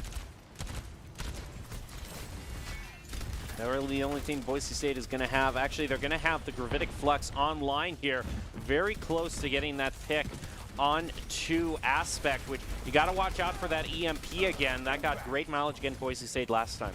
And Boise State does not really have an answer for that EMP either. As Goblin gets taken out, you just basically have to ult first and hope you can stay alive. As you can see the high ground that everybody from North Texas is hanging out on. A great dynamite from Max. So there's the kill on to Aspect. That should be go time for Boise State. There's no EMP alive. There's the first start. Bob's going to get called in. Gravitic Flux will be used by Alias and Ant Matrix on the other side, trying to burn down as we get a Gravitic Flux in return. Dragon Strike from Niche going to come through there. Doesn't quite land on Boise State, who's on the opposite high ground. And Maxwell's going to finally pick up a double kill. Aspect back in the fight. Ships the EMP, but it actually doesn't land onto a single member of Boise State. That is a huge alt miss for North Texas. And that's going to be Boise State getting to the second point. And now going to have about 2.5 minutes to get all the way there and get us to overtime. Which it is doable, like you said at the earlier here, Fish. The key thing is Boise State going to be able to get to the final checkpoint with more than a minute left on the timer? Well, the first part would be getting to the payload. I know. That's there kind of all rushed forward there. No one there. I guess they're waiting for Plato off the respawn to start pushing, which has basically been Plato's job this entire map, as Goblin will be the first elimination. So Boise State already down 1. And make it a second as Chosen will be eliminated. So Boise State will just try and push this payload as far as possible and then reset for another fight. As Niche will be eliminated. Kell can't quite make it back though. Gob is going to be using this Dragon Strike, pushing it out, just trying to make some space for Boise State to get back on the payload here. Definitely feels like if Boise State is going to get this, we're going to have double zeros on the clock for both teams as Bob gets called in. will be a burn down with that supercharger available. North Texas able to get that damage boost and really just farming alt charge. And we'll see what Boise State wants to do. Is there's already another Dragon Strike up for Niche. And it's going to come out right now. Luckily for Boise State, I think they'll dodge a majority of it. Supercharger going to be used there by Plato, as Kell, unfortunately, will be the first one to fall. Immortality Field from Missile gets taken out, but Boise State can't quite find an elimination. Finally, they get one on a Niche and one on an Aspect. Both DPS down for North Texas. That should be go time as an Ant Matrix comes out as well, and Boise State can start shoving this. Max on the payload to try and speed it up, but it looks like now everyone will run away. Great job for the Broncos there. It's going to be crucial here is that North Texas doesn't have that CC ultimate quite built up yet. Boise State is just a little bit ahead in the ultimate charge. The only really thing is, and I think the Amp Matrix can also be charged up. It's one of the fastest charging ultimates in the game, and then the capable hands like Chosen seems to be ready every other fight. Well, they throw out the Dragon Strike. He gets the Immortality Field from Missile. Both Briggs will rally. Bagel didn't even see Gatsby and company, just popped it as soon as he heard the voice lines. There is that Ant Matrix coming down from Missile. Boise State needs to be able to win this. There's only 25 seconds left. A great Gravitic Flux on the Missile will get the elimination, but Boise State is down both their supports as Chosen tries to come racing back into the fight. Alias will go down, so will Jaybird. And Boise State has an opening here. They get a kill on to Gatsby as well, and by the skin of their teeth, Boise State looks like they're going to be able to cap this here. 0 seconds on the clock, but it's Bob picking up eliminations, and Boise State and North Texas will get a minute for overtime. Ooh, very evenly matched between these two teams. The 2-0 really doesn't tell the whole story here. North Texas has really been giving the Broncos a run for their money. It's fantastic play by Maxwell on this Ash. Runs up a 20-player kill streak here, and we'll see if either team can get a stop on the first point, because North Texas just kind of ran through Boise State like a hot knife on butter last time around. We'll see if we'll have any interesting swaps over here. It seemed like North Texas caused a bit of trouble when they swapped for Boise State when they swapped over to the Symmetra. So the main thing that we've been seeing, though, in terms of swaps is just that one DPS role. Do they want to go with a double sniper or a single sniper? That's really been the only thing that we've seen vary in between. Right now it looks like Boise State's going to stick with the double sniper. See what North Texas wants to come out with. You know what I just thought, Fish, is the one thing that could decide it for Boise State is indeed just Plato being on the point. I mean, North Texas was completely unaware of how far Plato was pushing the payload when you have only 1 minute to get it as far as you can. If North Texas doesn't pay attention to the payload like they did the first time, that could be the thing that decides it for Boise State. Potentially. I think North Texas might have gotten a cap in a minute last time with how fast they ran through. The only difference from our first time around is it will be Maxwell on the Ash instead of the Widowmaker. And Aspect is back on that Widowmaker and gets eliminated by Goblin. That is a huge pick when there's only a minute left. Niche barely staying alive. Would have been a huge pick. That payload still pushing in 30+ meters. Aspect going to swap over to the Genji. Maybe looking to deflect a sniper bullet or two from the Ash or an arrow from Goblin. As we're down to the last moments here, Maxwell gets eliminated by Niche. That is a huge pick for the payload to keep pushing. Boise State really doesn't have a great answer. Niche picks up a second elimination. Boise State is going to need a miracle Dragon Strike here as the rest of their team's been wiped. I think North Texas gets a first point here. Boise State, I think they're going to have just enough time for one more recontest here. We will see. It's going to be very close. It might not be able to make it through North Texas. Yeah, I think a great accretion stun onto Kell is just going to deny that. Yeah, North Texas is going to cap the point, and they're going to keep going as they get a great pick on the Niche. The Boise State high ground is kind of where they were able to start dominating last time. Aspect gets stunned. Dragon Strike rips through Boise State's team, but it forces out an Immortality Field. Maxwell getting close to that Bob. There is an Immortality Field burn for Gatsby. He's eliminated with the Amp Matrix online. You've got that Transcendence available for Missile as well. Gravitic Flux going to be used, but Boise State already loses 2. Make that a 3rd as the Transcendence will keep everybody alive. Maxwell's going to call Bob into the fight, but Kel gets eliminated, but North Texas left the point! Oh my goodness! North Texas just C9'd themselves when they had a free push to the second point. That could be huge if Boise State ends up winning this, because that point could have gone way further, Jem. I do find it interesting that Genji swap over there, because I really didn't see the Genji getting any sort of elimination. What was deciding it for North Texas was Nitch on that Hanzo. He was insane. I would assume the Genji swap was to maybe be cheeky and reflect some Hanzo arrows or get a cheeky reflect kill. He didn't even build the Dragon Blade in time, but even then we've seen a Nanoless Dragon Blade is hard to pull off. So you're right, I don't think I agreed with the Genji swap. If you're going to play Genji, at least be on the point. I mean, you have that mobility to be able to dash back, because of course the longer and longer overtime goes, the faster and faster it ends. That is crazy that North Texas, I mean, at least lost 30, 40 meters. Because they just simply got knocked off the point. I don't think Bob had already been called in. I don't think the Bob charge is what did it either. We will never know. All we know is that Boise State, even with that misplay from North Texas, has a long way to go here. Basically cannot lose a fight outside of right now. North Texas still deciding to play that Genji. That was a great dynamite there thrown out by Maxwell. Just forcing them further and further back. No real eliminations yet. We'll see how long Plato gets to ride the payload this time. And if North Texas maybe catches on a bit sooner, North Texas is just falling further and further back. But again, they know they only have to win one team fight from this point. Maxwell trying to get some flank damage there, gets a great dynamite, building closer and closer to that Bob. His Missile's going to be the first one with an ult this game, gets an Ant Matrix, but gets eliminated before he can use it.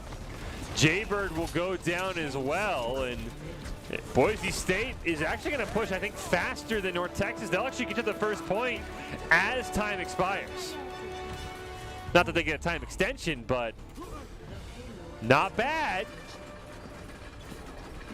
We're just going to have to see how much more disciplined Boise State is in staying on the point here.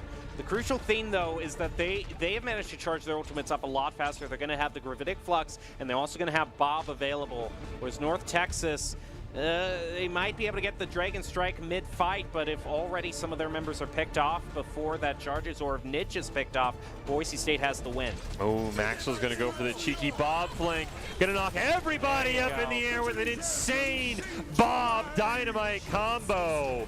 Gravitic Flux will be used. North Texas, it's all up to Aspect to try and hold on. He cannot. What a play by Maxwell, and Boise State will be able to pull off the victory here. Could have kept going further, so I don't know what would have happened had North Texas not C9 themselves. But the Broncos will defeat North Texas, and they will stay alive here in the second chance side of the NACE playoffs. Yeah, we'll have to see who they have next. A lot of familiar faces. Boise State has faced off against a lot of these teams, so we'll see how they can start their return journey back toward the finals.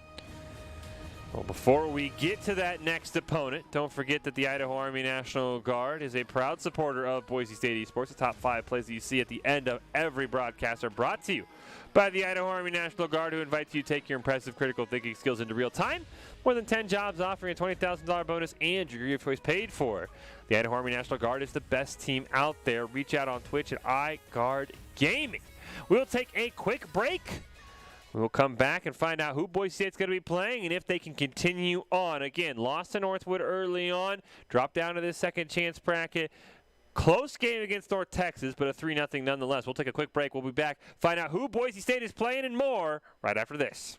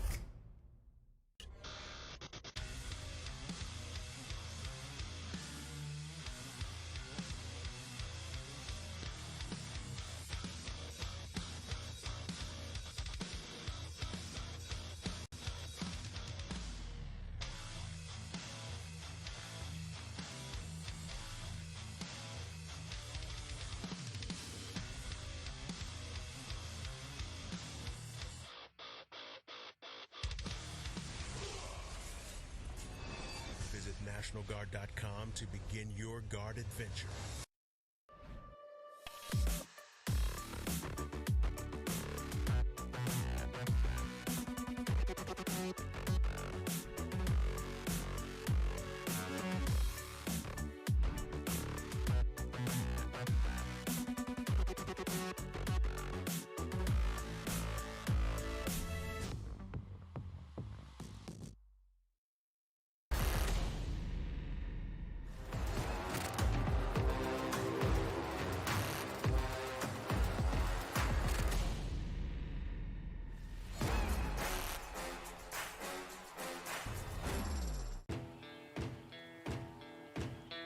Here are a couple lessons I've learned over the years. Friendships come in all shapes and sizes. And always buckle up. Seatbelts save lives. That's a rule we can all live by.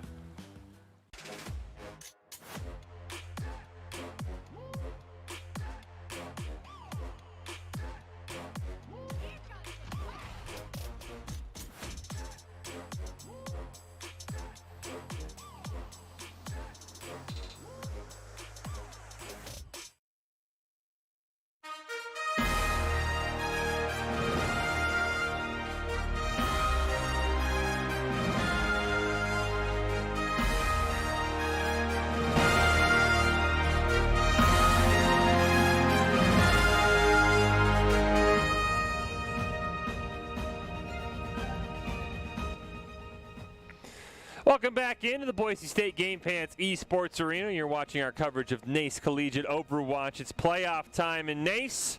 Boise State in the second chance side of things in this double elimination playoff bracket. Just took down North Texas and now going to meet up with an old friend. Broncos taking on Mizzou. Fish and Jem here calling all of the action. And in the Mizzou team, we haven't seen too much of recently, Jem.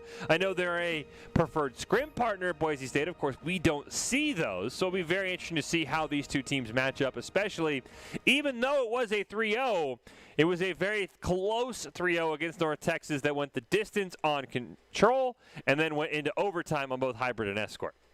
Yeah, the Broncos really, even though they are in the lower bracket, are not going to have an easy journey going further and further in this tournament. I do understand, if I'm not mistaken, we do have a new choice of map here, though, to start off with Busan, which has kind of been the alternate to Lijiang Tower, so it's going to be interesting to see how that turns out. Yeah, I believe Mizzou came into this tournament as the #1 seed, and of course, as we said, the higher seed gets first map choice, so they would be the ones who get the control map choice, and after that, we will then go to, of course, loser picks. But we have not seen Busan in a while. It has been a while since we've seen it, I think. We've seen it in some other tournaments recently, but it does have kind of the full range of available stages. You have the very tight mecha base, which is just all-out brawl, which I have to imagine Boise State would probably like to have that in the first two, because Boise State's brawl game has really been great throughout this. That's why they've been doing so well on Keen's Row. Busan might be, again, I mean, I know Boise State practices all the maps, but it might be the map Boise State might be practiced the least. Maybe that's why Mizzou went with it, because, I mean, we usually see Lijiang. I know Oasis has kind of been Boise State's, like, gotcha map, and we've seen some Ilios. Not really too much Ilios or Busan, so maybe that's what Mizzou is going for again. Mizzou, #1 overall seed coming into this. Boise State, I think, was the 7th seed. So, as we said, higher seed gets choice. So, before we get into it, though, let's take a look at exactly how everything's going to go. Same rules from the regular season for NACE. It is a best-of-5. We'll go control, escort, hybrid, assault, control. Again, I lied to you on the third bullet point there. Boise State is not going to pick the first map as the higher seed. That is Mizzou, and they picked Busan. And then after that, our loser will choose the rest. And, of course, the map winner will then choose to attack or defend first. We also get stock keys to the game. Understand your comp and playstyle. Focus on each fight. Get good alt value. And especially for North Texas, as we just saw, the objective is more important than any kills once you get to those payload maps. You never want to lose an overtime game because you C9'd yourself. Drop-In Gaming is the premier online platform for gamers who seek competition. Play your favorite games to win cash and prizes through free and paid entry matches and tournaments. Whether you're new to the scene or a seasoned veteran, Drop-In Gaming is the right games and competition for you. To begin your competitive gaming journey, sign up at dropingaming.com. Boise State and Mizzou, second round of the second chance finals here. Second chance bracket in the NACE Overwatch playoffs. getting ready to go between these two teams, see what Boise State can do. Again, have not seen really, I don't think, any against Mizzou in Overwatch in any regular season game, Jem, but I know Boise State has been scrimming them for a while, so these are two teams that are definitely off-stream very, very familiar with themselves. Yeah, you don't necessarily need to do too much scouting out there if this is a team that you regularly fight with. So I'm going to be most curious, though, to see what we start out on. We're going to start out, at the train station, and we're going to start out on Shrine, or are we going to start out on Mecha Base? As you said, Mecha Base probably favors Boise State because their brawl has been fantastic. And again, we have not seen much Busan, so I don't know what comps Boise State would want to run. I know Train, you could potentially maybe pull off an early Symmetra, at least to get up onto the high ground. I'm very interested to see.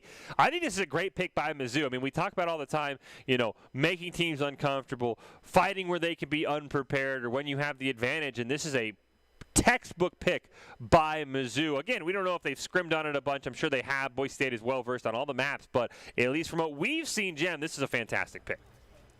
It looks like we are going to start off on train station here, and this really can be a map that has a little bit of everything, but especially we're going to see how Boise State, they were very content to run double sniper. I don't think they'll do it here, but they are content to bring out a sniper or two here, and you do have that high ground there that offers a great vantage point for any sniper, so I wouldn't be surprised if Boise State decides to do that. Well, Symmetra teleport in, and they'll also have a Sombra as well, though you can see the Symmetra ran back to base and did swap for the Broncos, and it ends up being a Tracer Symmetra for Boise State. Mizzou answering with a Soldier for Jazza. Have not seen too much Soldier recently, so an interesting comp here for the Tigers is control point unlocks, and we'll see what Boise State wants to do. Pace taking a ton of damage with that Orb of Discord. Basically just gets eaten alive by the Boise State spray. Maxwell and Raggy in another insane Tracer brawl. We've seen quite a few of these already tonight, and looks like Boise State just uncontested going to unlock the point. The interesting thing about Chosen is he is so good on the Zenyatta. He's almost kind of a sniper in his own right here, so you're going to want to watch out for some picks that you really aren't going to expect out of nowhere from Chosen. Yeah, the pseudo DPS, as you said, the pseudo sniper already has that transcendence built up and ready to go. Not too many picks. Boise State is very low. Kell's going to get demacked, though Maxwell and Chosen will both pick up eliminations onto the Mizzou DPS, and that's going to make things a lot harder for the Tigers. Is with that Orbit Discord, Clairvoyant barely sneaks out alive, and Boise State will just simply build up percentage. Oh. Unfortunate there. Kell is going to be eliminated. That is Mizzou's kind of green light here. The good thing is they're also going to be able to sustain a little with that Transcendence. We'll see if Chosen decides to try to drag this out, maybe try to get Boise State a little bit more percentage here. That looks like what it's going to do. Well, unfortunately, got caught on the stairs, so even with a nice 6-man EMP, they get a bunch of eliminations as well.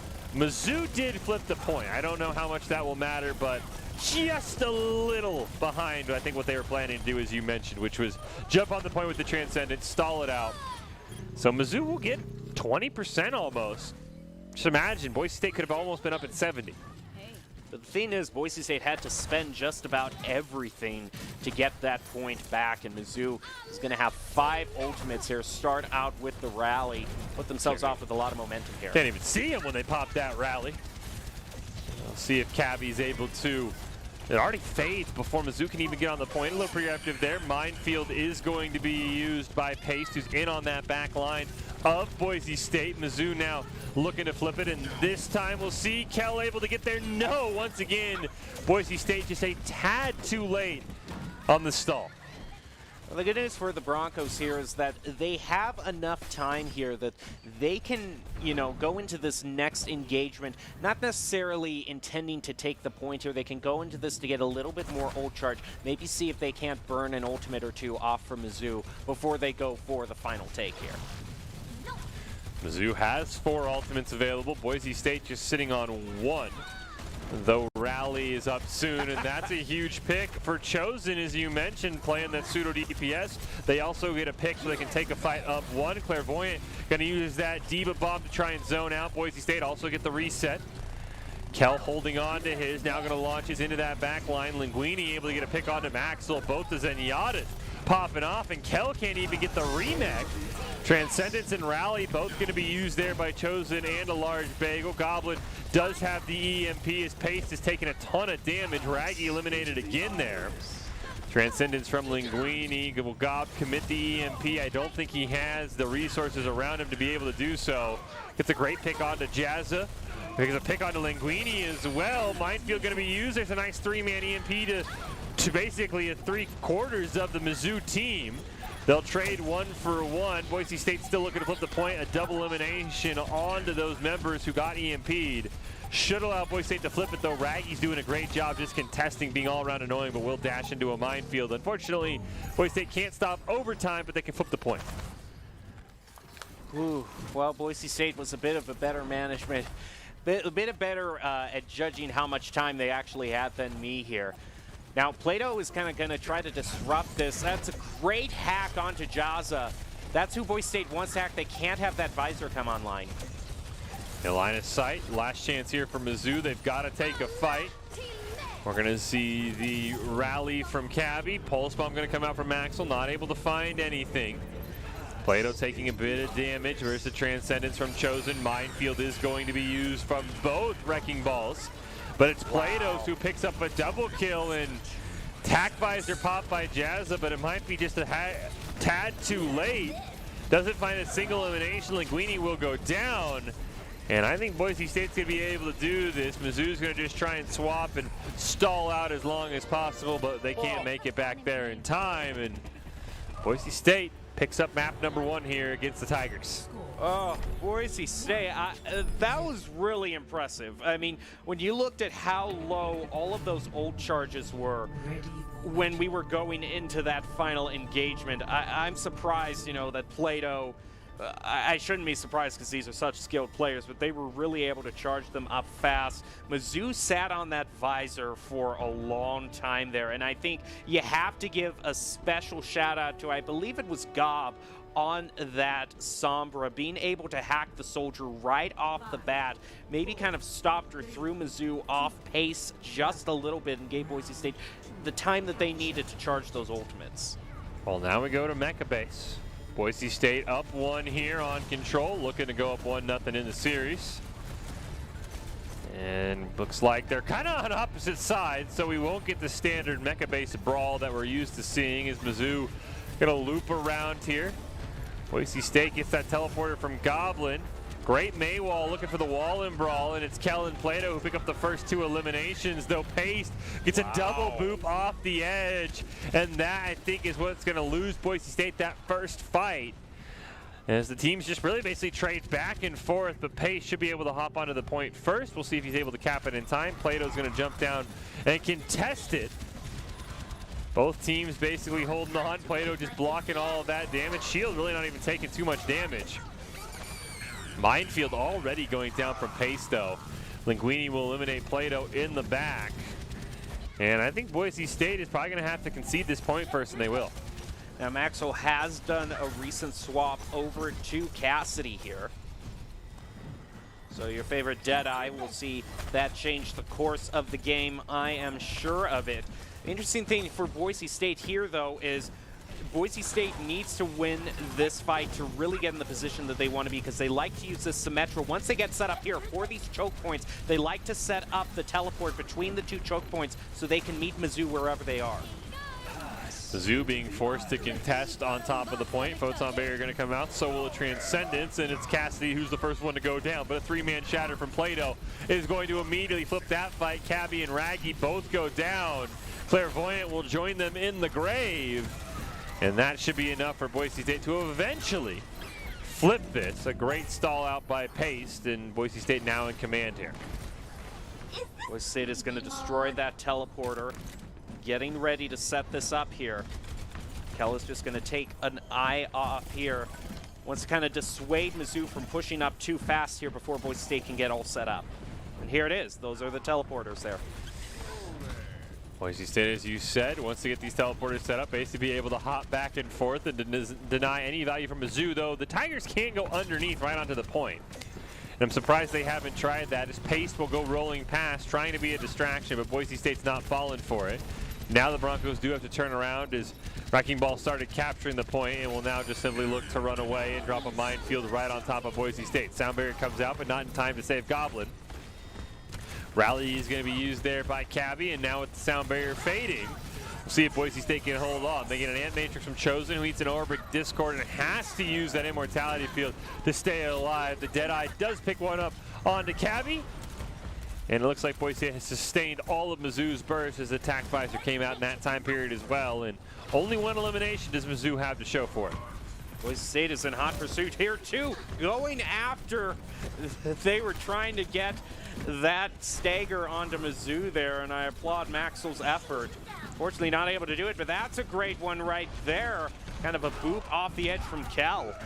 You got another elimination with the Flame Fire Strike onto Jazza, and now we're looking into maybe last fight territory if you're Mizzou. 80% in climbing here for Boise State. Yeah, I think the Tigers are going to have one last chance. They're going to pot with the Transcendence, but a three-man shatter comboed with the Diva Bomb is only going to get one. Clairvoyant will try and use that Diva Bomb to get any value, not able to find it. Does get the remake off. Great job by Pace, though, actually buying Mizzou time. Will end up getting eliminated, but flip the point in Mizzou's favor, and now the rest of the team can start to contest. As we see Raggy there, does miss the flashbang, but I think that buys Mizzou enough time for maybe one more fight. Maybe. Well, the good thing for Boise State is, like, this is going to be great for the Deadeye there. It's going to be able to zone off so much for Mizzou here. Oh, pop it, get a kill on the Pace. No one else from Mizzou could get there in time, and Boise State, we were wondering, we hadn't seen Busan in a while, but they will come out victorious in that one. Great job by Boise State. And now we'll see what they could do on map number 2, Jem. Is really a phenomenal effort and pretty solid compared to what we saw against North Texas. Yeah, quick shout out to one of our sponsors, Skulls there, provides great equipment, not only on the high school level, but collegiate and professional. So, you know, we know skins equal wins, and in this case, you know, get some real life great representation from your team from Skulls. Well, we will take a quick break. We'll be back with Hybrid. What does Mizzou have? They tried to pull out Busan. Boise State didn't fall for it. What can they do on map number 2? Boise State up 1-0 in the series. We'll be right back after this.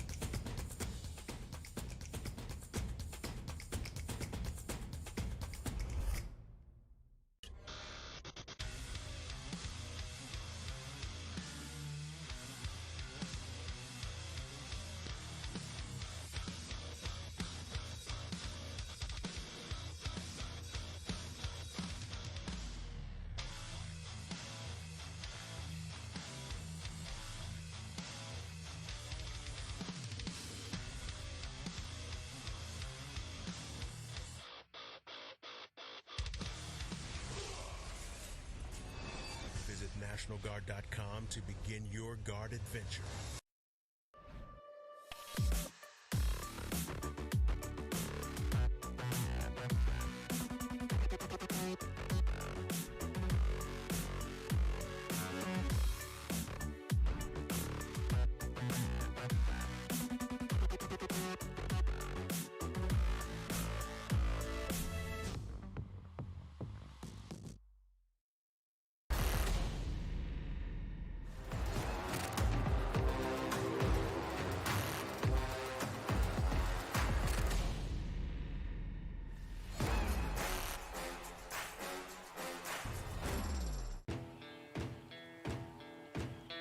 Here are a couple lessons I've learned over the years.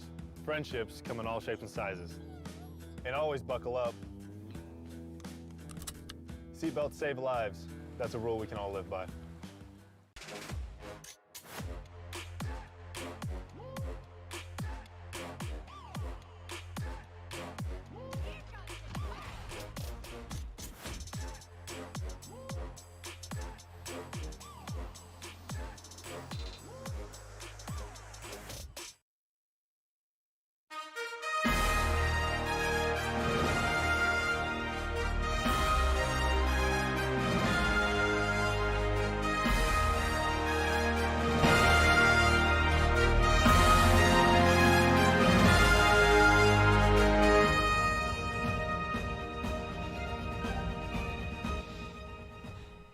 Welcome back into the Boise State Game Pants Esports Arena, continuing our coverage of NACE Collegiate Overwatch here in the second round of the second chance bracket here as Boise State dropped down early on, trying to get past Mizzou and keep their hopes alive. The Broncos got a pretty dominant map 1 win on Busan, and we'll see what the Tigers have in store, Gem, for Hybrid. And if, the control pick was any indication, they're probably going to go to the least played map, which could quite possibly be Numbani, even though we just saw it.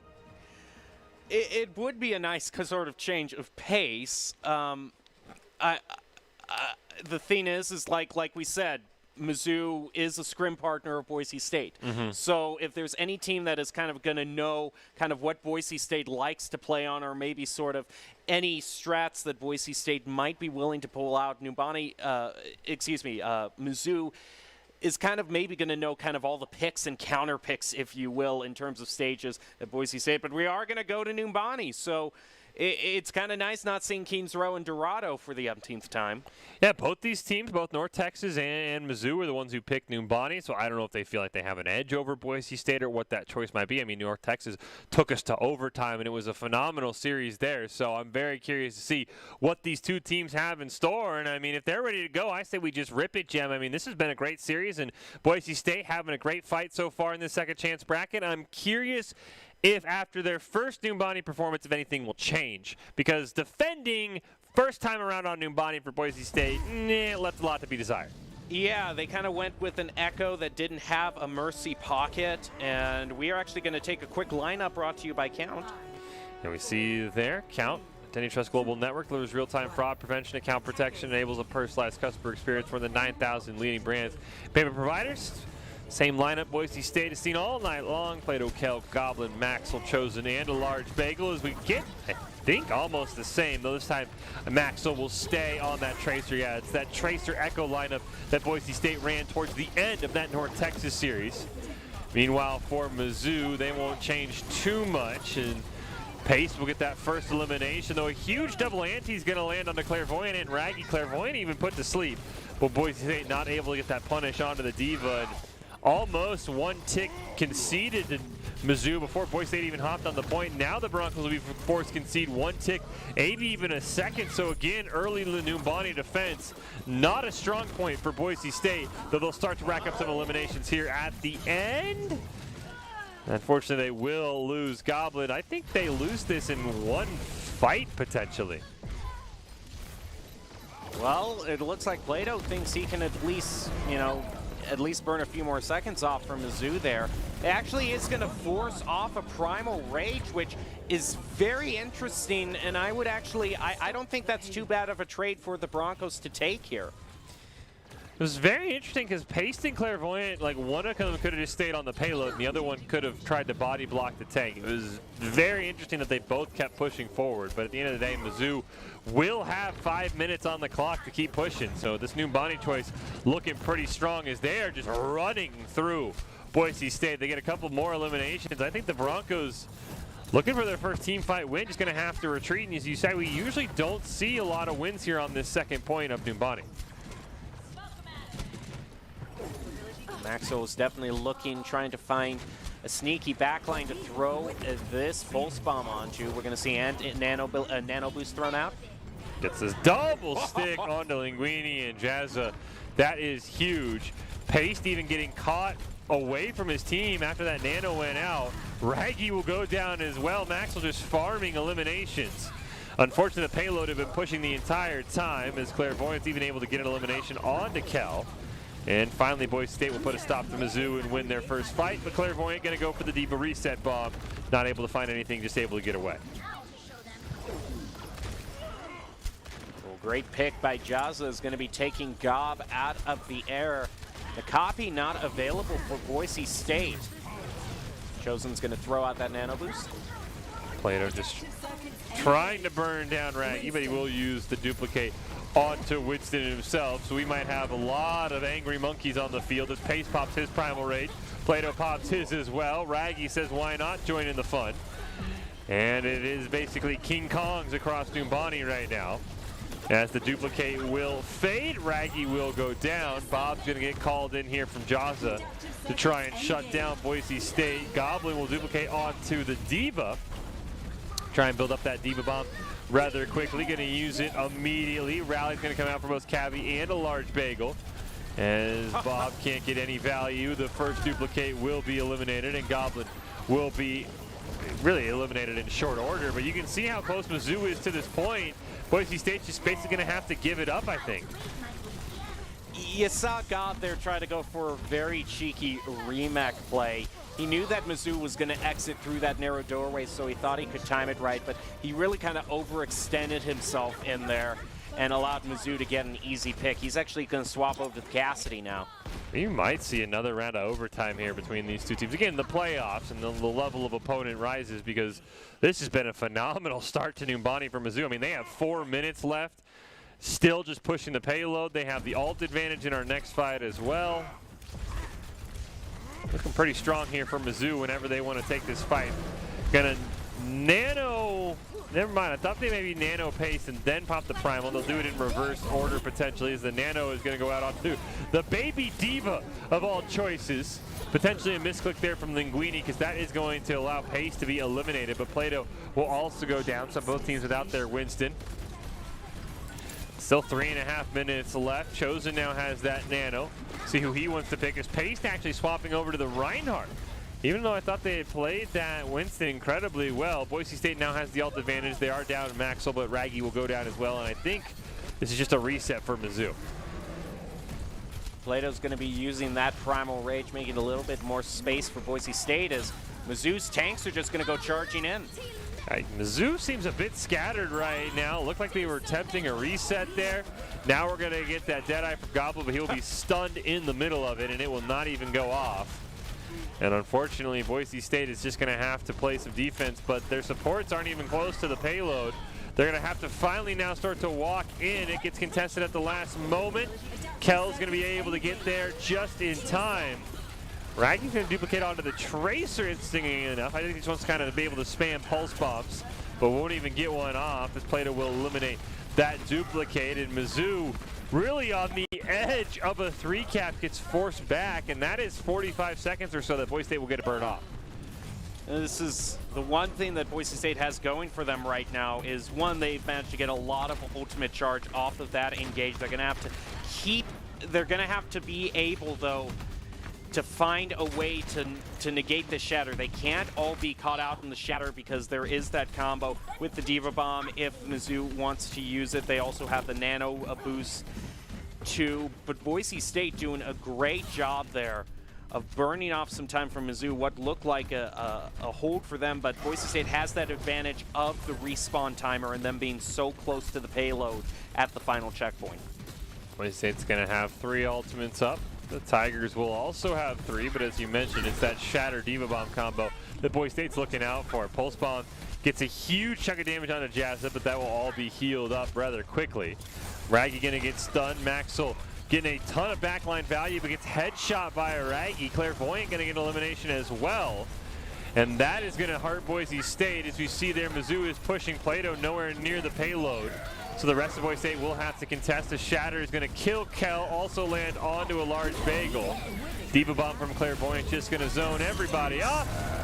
And right in front of that minute timer, Mizzou will be able to capture it and guarantee that if the Broncos want to win this map, we got to go to overtime. Here you saw, I think this is actually the crucial moment here. Oh, this was right before God used the copy here, but this was the great play from Maxwell here. It's always nice when you see the Pulse Bomb. You're always happy when the Pulse Bomb gets one prime target, but when you get a double with the Pulse Bomb, it's not every day you see that. Yeah, knew that he had the stick on to the Ana. Unfortunately, Jaws has just stayed too close. And so now we'll see what Boise State can do. I mean, Mizzou pretty much ran through Boise State all the way until right in front of the 3rd checkpoint. Then the Broncos were able to mount a pretty decent defense and burned off 2.5 minutes almost. So Boise State's got to go pretty quickly here if they want to have the time advantage going into overtime. We'll have to see what they choose here. Boise State, last time they swapped over to attack, I believe, on Numbani, they actually chose to put in the Mercy Pocket, I believe, for the Echo. My memory could be serving me wrong, though. Attacking the first time, yes. I believe in overtime, they pretty much stuck with the Echo Tracer comp. Okay. So I think they want to run this Echo Tracer and then the Brig Diva, or not the Brig Diva, the Brig Zinnia, or the Brig Ana. Ana, yeah. I would assume. We'll see if we see the yeah, no, it looks like they just want to stick with it. Yeah, they like this comp. Now this is an interesting, instead of using the Winston to get that vertical mobility, they've chosen to use Hammond instead, the Wrecking Ball instead, and Plato is really good on Wrecking Ball. Well, we'll see who made the better choice, because you can see Cabby has actually swapped off the Brig onto the Mercy. And so far, it's an early elimination for Jazza, but a lot of Mizzou taking damage. Kel is forced out of the mech, however. And Max will just simply have to run away, and it looks like first fight point over to Team Echo Pocket, though Cabby did get eliminated. That will open the high ground for just a little bit. Chosen, you know, it's like, who needs DPS? I'll just pop up for my own high ground. Boise State feels like that shouldn't have worked, but they made it work. They did. Chosen and Plato just decided that they were going to be the dream team for the Broncos. And I think it was a combination of both Chosen really getting in the face of Mizzou and throwing them off, and allowing the opening for Chosen to get the eliminations.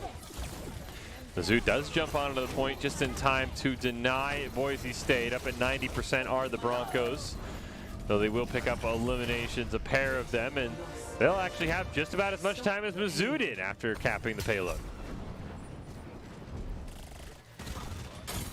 Right now, Mizzou is only going to have that visor online. Boise State having 2 more ultimates online very shortly, the Pulse Bomb from Maxwell and the Self-Destruct. But Clairvoyant is also very far along in that charge for Self-Destruct. So it looks like Boise's probably going to have 4. Mizzou have 2 for this next fight, maybe possibly Primal Rage in the middle of it. Unfortunately for Boise State, they will lose Maxwell very early on. A great elimination from Jazza. And without the Mercy Pocket, you got to be careful how far you go, Raggy. Is really so far, neither team has opted to fight. Boise State will just continue to push the payload around the corner now that Maxwell is back. Everyone's at full strength. Minefield was used by Plato, but he actually might have got stunned before it came off. I didn't quite see where the mines were. As we see a pair of Diva Bombs go off, looking for some zoning. Unfortunately, Maxwell rewinds right on top of it. And we'll see if Boise State can get in Chosen's backpack once again, because without 2 DPS, he's about all the damage they have left. Well, we'll see if the Dream Team can pull through again. Chosen is going to make space for Plato here. Well, there's 1 elimination for Plato. There's a rally that's going to come out. They'll nano Pesto, who does have the Primal Rage available. Should be able to pop it. We'll use it from about 20% to heal back up to full. Meanwhile, Raggy has duplicated onto that Diva, but unfortunately the mech will get eliminated before they can charge the Diva Bomb.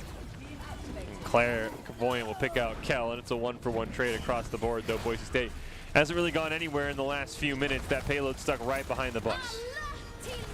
There goes the rally being used by Cabby there. The only thing Boise State is going to have, Archbreaker very low on health with that anti-nade. He's going to be able to survive, though, luckily for Boise State. I like Jaws' positioning. We'll end up picked off there by Maxwell. Great job by Goblin, forcing him off his little tree over there. But Raggy and Pace will immediately pick up 2 eliminations on to Maxwell and Goblin. So Boise State struggling here to capture point number 2. Minefield going to come out. Pace gets nanoed, barely stays alive. Boise State with a sliver of HP.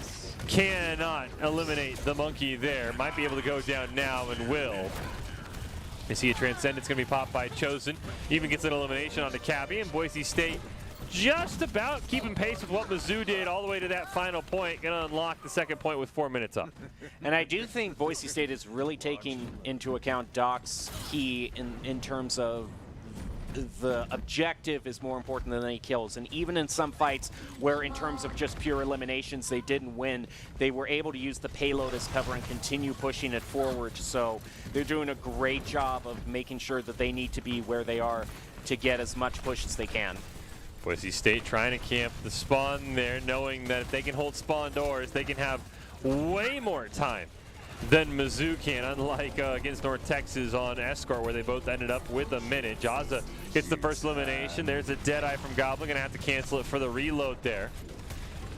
As he saw Diva charging in his face, now has Paste over there as well. Boise State very close to capping. Rally's gonna be used. Diva bomb from Kell, gonna have to try and hide behind the payload. Can't quite find the elimination as Clairvoyant not able to burn him down as there's fighting basically everywhere else, and it's Boise State who's coming out victorious to get elimination onto Jaza. They denied the rally. One more Diva bomb chance here for a Clairvoyant. Can't even get the remake off. We've got double wrecking balls out for Mizzou. Weaver gonna get a nano onto Raggy. Hits the minefield out. Boise State does not have the Transcendence to eat all of that, and I think that ends up costing them. They do deny the Deadeye, but yeah, Boise State, much like Mizzou, is going to get forced to reset. Now there's going to be a lot of zoning being used with both of these minefields. The unfortunate thing for Boise State is that Chosen is not going to have that Transcendence. So I would have said if that Transcendence had been online, that would have helped negate Mizzou, because at least Chosen would have been able to hover around and defuse all those mines, if you will. But Boise State still looking to have the upper hand in ultimates as this fight starts.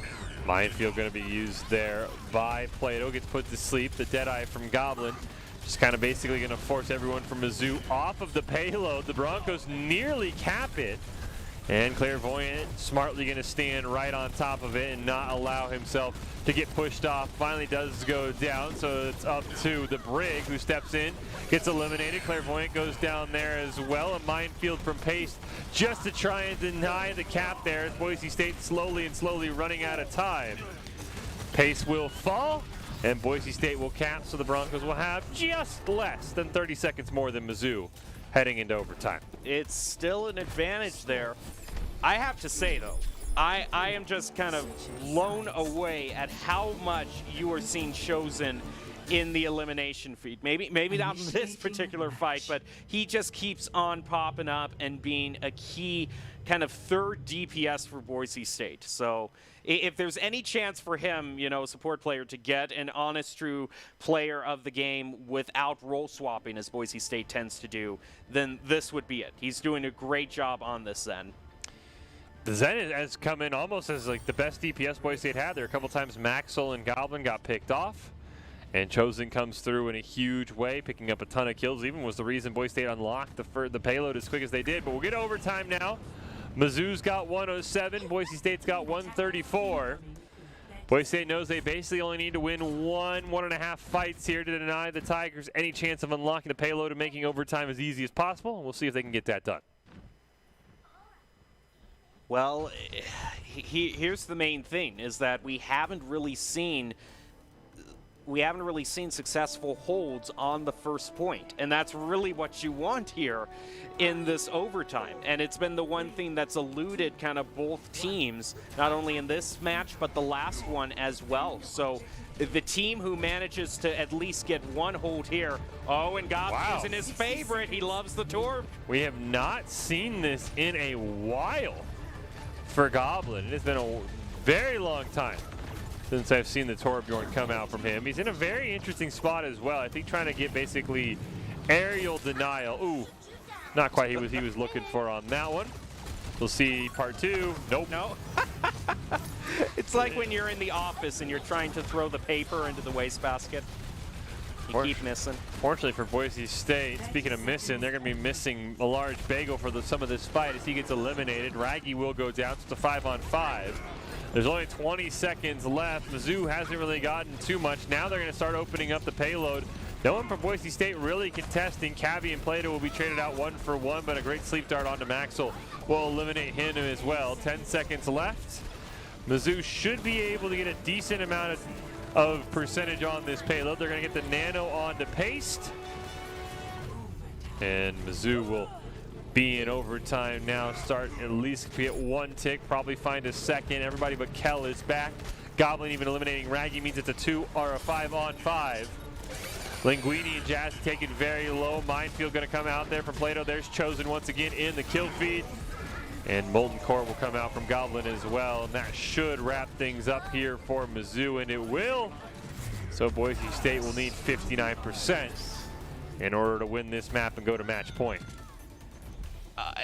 I was really kind of on the edge of my seat there, wondering if Gob would be able to survive long enough to charge up that molten core, because that really is kind of a key ultimate when you think about it. You just want to push the team off of the payload and not let them claim it. So that's a huge shout out to Gob there, because there were multiple times where he was pelted with a ton of damage, but managed to hang in there to charge up his ultimate for just the right time. So he did a great job there, pulling out a very unexpected pick, I'm sure, from Zoo. I mean, well, it depends. If they've been scrim partners for long enough, I mean, they knew that was a possibility. But we'll see. Mizzou really hasn't swapped up too much. The Soldier's been the interesting one there. I do like the Tiger logo. Shout out Mizzou finding that spray. Getting to, you know, rep the mascot there. I don't think there's any Bees or Broncos, unfortunately, for Boise State. Yeah. I'm very curious how Boise State will attack this. I mean, both these teams the first time around basically kind of hopped on the payload and capped it pretty quickly. Boise State did a good job in that minute on the clock of limiting what damage Mizzou could do, but 60% is still nothing to sneeze at here with only 90 seconds.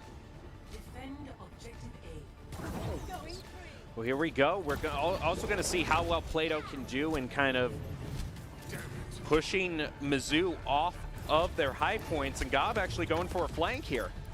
Gob looking to get in a Echo v Echo battle against Raggy, who now has that Orba Discord as well, which should make it a bit easier, and that's the first elimination, though Goblin barely staying alive as well. Look at the Orba Harmony from Chosen to keep themselves healed up. Gets another elimination onto Cabby. That's 2 down for Mizzou, though Raggy has just now respawned. They get a 3rd down as Jazza will go down, and that will probably do it. With Pace going down as well, it's basically up to Clairvoyant to be able to be the one to challenge, and Clairvoyant's not even going to try, and Boise State will make it 2-0 in their favor. Whew, that was definitely a nail biter, but I gotta say, Gob with the Torb. I was not expecting the Broncos to get their win that way. No one would have expected Goblin with the Torbjorn. Again, if you're in high school and you're looking to start your path to pro, maybe land a collegiate scholarship, Esports Tower is the place to check out. Unlock your true talent, be featured in our weekly Rumbles. I know they've got 5 games right now: Fortnite, Rocket League, Overwatch, Valorant, as well as Apex Legends. It is the place to go if you're looking to keep playing esports after high school. esportstower.com, the place to go. Boise State, similar spot as we saw against North Texas, up on match point. We'll take one more quick break. We'll come back with Escort. Can the Broncos continue moving on to the NACE playoffs? We'll find out right after this.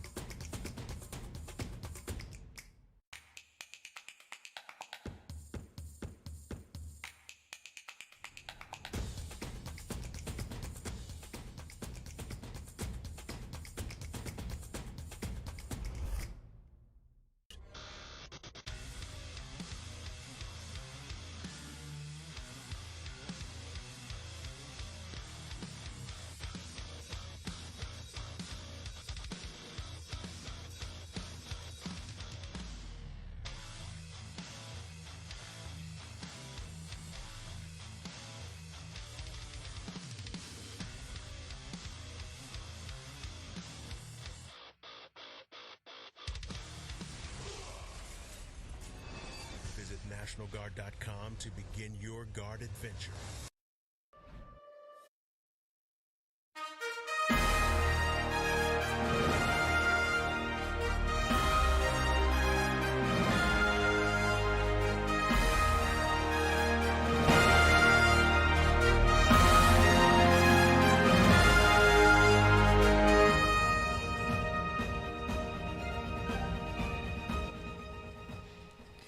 Welcome back into the Boise State Game Pants Esports Arena. Continued coverage of NACE Collegiate Overwatch as we have every Monday. We're now in the playoffs.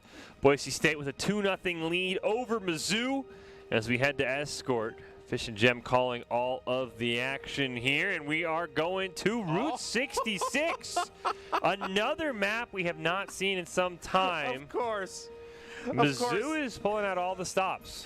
The one of the few times that Brenner, one of our Overwatch casters, isn't here. He already got to see it just once this season, but even then the team didn't make it to the first checkpoint, so he didn't get to see a lot of his favorite map. So, of course, the one time that you and I sub in Fish is the time that his favorite map gets chosen. That's just how it works out. It's not a very popular escort map, and we're going to hop right into it. These players ready to go. Boise State trying to stay alive. Mizzou also, again, in the double elimination on the second chance side of things, so loser does go home. And we'll get a Zarya for the first time in who knows how long. Clairvoyant swapping it up from their mainstay Diva. We also get a bit of a role swap as well for the Tigers. We saw this in North Texas. It is Raggy on the support. It is Linguini now moving over to that Hanzo DPS role. So we've kind of got we got the double sniper, double bubble from Mizzou. Almost the triple sniper with Diana as well. But it's Boise State who picks up the first elimination on to Paste as that Monkey gets a little bit too aggressive. Chosen getting a couple of damages through the sign. And so far, Mizzou gets sent back immediately after their main tank dies, just opting for a reset. You know, who said that you still can't run 3 DPSs even though Blizzard locked all the role queues? When you've got Chosen as Zenyatta, you can still run 3 DPSs, essentially. Chaza gets the first elimination onto a large bagel. Clairvoyant doing a great job pressuring Boise State. We are here. A Dragon Strike going to go out from Linguini as well. I thought the role swap for North Texas, even though they didn't win, made them the more formidable team, and it appears to be the same case here for Mizzou. Boise State will trade 1 for 1, but this still favored. We didn't see that, Clairvoyant. You're safe. As we see, he's just going to come around the corner. Look at the shield charge for Clairvoyant, always up above 70. Finally does get eliminated, though, by Chosen, and that is going to cause the payload to come screeching to a halt. Now, only thing Mizzou is really going to have is just a utility ultimate here. Nano Boost is almost online, actually, but Paste gets taken out, so he is not going to be a target for that. I don't really know who else you throw it onto. I don't necessarily see Zarya as a prime Nano Boost target. Yeah, you just got to wait for Paste to respawn in that circumstance, which he does. Under 2 minutes left. Boise State holding on, but one more lost fight, and they'll probably end up losing this first point as Infrasight will come out. Plato does have the minefield, but got to be careful. There is that Nano onto the Winston.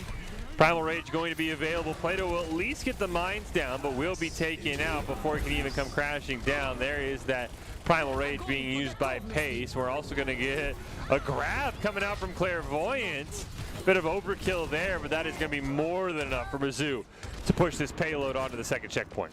Overall, I counted 4 ultimates Mizzou used there for that. And still, Boise State is going to be able to burn off some time there. So Mizzou is going to basically go through everything. They're going to be completely reset on their ultimate charge once they use the 2 that they have.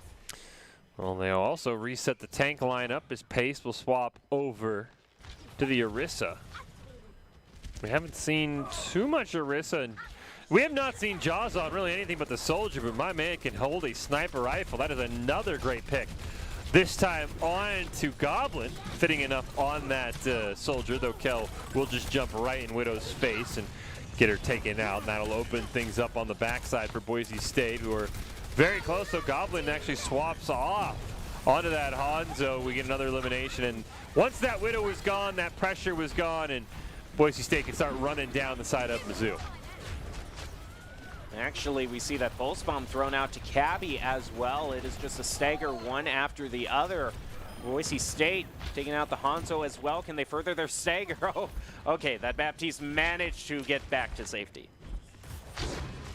Curious what Mizzou wants to do. They'll swap over to the Orisa Sig, but they're getting held in spawn right now. Great Immortality Field will keep them alive. Oh. That is unfortunate, but meanwhile, the West of Boise State's like, don't worry, Kel, we got you. They'll pick up a triple kill with Plato, Goblin, and Max, so 1 kill each. Goblin's going to add his second. Who needs a Diva Bomb? Well, you just shoot him in the face. You know, that was probably actually part of the strategy, almost. Maybe a reverse psychology. Mizzou would be so distracted looking for the Diva Bomb. That actually could work with the voice lines and how they operate in Overwatch. Is once again right in front of the spawn. Immortality Field going to be used. A rally will be burned as well. This time the pulse bomb for Max will not find any value, and Goblin will die as soon as the Dragon Strike charges. But again, Boise State's holding Mizzou in spawn, so they can safely retreat as we get a Dragon Strike coming out from Linguini. The opposing Dragon Strikes have been phenomenal tonight. Linguini getting one, gets another elimination, and Boise State's attempted sort of close hold there will fall apart, but they did burn about a minute and a half off the clock. They are going to have plenty of time to at least reset here. But they're going to have to exit through one of these narrow doorways here. Mizzou can focus a lot of damage through there, especially since they're about to get set up with this supercharger. But if Boise State takes a lot of damage, they are going to have the Transcendence to at least have that sustained for them. Dragon Strike's also going to open things up to a ton of damage. There is that supercharger from Pace that you were talking about, Jem, that will come out. And Boise State is just going to be simply forced to line of sight. That is a great supercharger placement. Maxwell will be eliminated. 60 seconds left for Mizzou. Plato will throw down the minefield. Chosen still holding on to that Transcendence, as you mentioned, but probably, never mind, I was going to say maybe saving it for the EMP that Jaws will be slowly building, but ends up just using it to keep everybody nice and healthy, but immediately gets headshot by Linguini as soon as it fades. Plato putting in as much damage as he can. Only 30 seconds left for Mizzou. I don't know if Joss is going to get an EMP in time. Yeah, that would be quite a thing to disrupt Boise State, as they're very close on at least having some ultimates to match Mizzou. Mizzou's going to start off with this Dragon Strike. Worked out for them last time. And Matrix up on the high ground, but only Raggy can take advantage of that. A little bit of a waste, but it does end up in an elimination. But a huge double pulse bomb from Maxwell. Once again clutching it for Boise State. There's the rally, but I think that double pulse bomb is going to be what does it. No overtime even forced there. Maxwell, I mean, you talked about Chosen. I think Maxwell might have just secured player of the game right there. Yeah, he's managed to be really good at the pulse bombs tonight. Phenomenal. Of course, maybe a reminder of why Chosen is still in the running. Exactly. Chosen and Maxwell both have been playing phenomenally here. So Boise State knows what they need to do. They need to get just in front of that second checkpoint, and they will go up 3-0 over Mizzou, and they will move on to the next round of the NACE playoffs in that second chance bracket, trying to stay on, trying to make a run, get to that top 8, maybe even top 4, depending on the matchups. Be a great way to finish out that season, or maybe even win it all. But I know there are some very, very tough teams in this tournament, the likes of UTD, Bay State, Northwood, Harrisburg, that always give Boise State a run for their money. A lot of teams that Boise State has gone up against in other tournaments too, and has fallen to. So it's a long road ahead. But you know, I'm sure Doc has had a chat with the team, saying let's focus on this goal. If we can make it into top 16 teams, we'll be happy. Focus on an achievable goal, and then we'll take it round by round from there. Well, everything else is a bonus. They did start top 16. NACE playoffs were the top 16, so they're just trying to go further from there. I think eliminating North Texas did secure that, so probably top 8 I would think is the next goal. But as you said, Jim, I think very clear goals here for Boise State. Again, they usually finish in that top 6 to 10 range, so and they have in the NACE's coaches polls throughout this semester. That's been where they've been placed. So an elimination against Mizzou, who came in as the #1 seed for this tournament, would also be huge as well. As we get, just couldn't quite find the dynamite there for Goblin. High ground being held by Mizzou in the double shield. Mizzou not actually changing their comp. I think not having Jaza on that Widowmaker is a mistake, because he was absolutely phenomenal attacking on that Widow, but we'll see if it ends up mattering here. As right now, Boise State just simply pushing the payload along. Really no challenge from Mizzou, no eliminations either. Goblin sitting down 70 health, about the lowest member, though Maxwell also dropping low. There is that hacked health pack in front of him that he will not be able to access. Though Clairvoyant, Cabby, and Raggy all taking a ton of damage. Maxwell looking for the flank, gonna be able to find it, gonna have to rewind back after getting caught out. Though great value onto Cabby. Immortality Field from Raggy will be forced out, but Goblin will be the first elimination here. And that will probably send Boise State back just a little bit. They'll lose Chosen as well, and that really means they're down 2 DPS. So the rest of the team is holding it down. Boise State has done a fantastic job. That Pulse Bomb not quite able to find value, but this Bronco team, when they are the ones in the unfair fight, we always talk about them taking unfair fights, when they're in a disadvantaged situation, has come out on top, but they're finally going to be forced to reset this time, I think. Unfortunately, kind of that play with the Pulse Bomb to try to turn things around from Maxwell, that was the closest Boise State was going to have. Now, they are going to be close on a lot of other charge-ups here, though, so it'll be interesting to see if they use them right as they come online for this fight, because Mizzou already has a lot stored up. Maxwell gets the elimination onto Clairvoyant. Now that the Broncos are at full strength, that is huge. We get the rally plus Bob coming out. And Bob's going to get an elimination. Kel with the great eat onto the Dragon Strike as well. That is huge because so much value been gotten for Linguini. And earlier as well for opposing Hanzos onto Boise State. Not sure what happened there. Maybe we'll have to see if Raggy's able to keep going. Looked like maybe it was an internet issue, but we will see. Looks like he's back in all rel and ready to go. Oh. Nice stick there onto Linguini from Maxwell as well. Yeah, any sort of stagger right now, Boise State, they have a whole lot of time. They just got to round the corner here, and they will be moving on to the next round.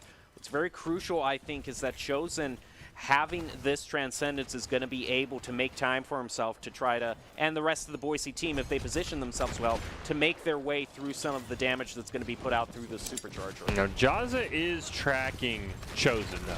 Yeah. And you can see Chosen is trying to look for him. They end up getting found out by a large bagel, because that was huge, because if you get the EMP off, there is no Transcendence, because there is that Supercharger. Mizzou a bit divided there. It looks like Boise State will just simply opt to line of sight it. Great placement there from Pace on the Supercharger. There is the Diva Bomb that eliminates it. Immortality Field gets burned down as well. Linguini gonna have to go onto the Doomfist. Gets a huge pick, plus a 4-man EMP. But the good news for Boise State, they still have 3 minutes, and they're right there. They burned 4 ults from Mizzou. I think that is a worthy trade to just simply back away.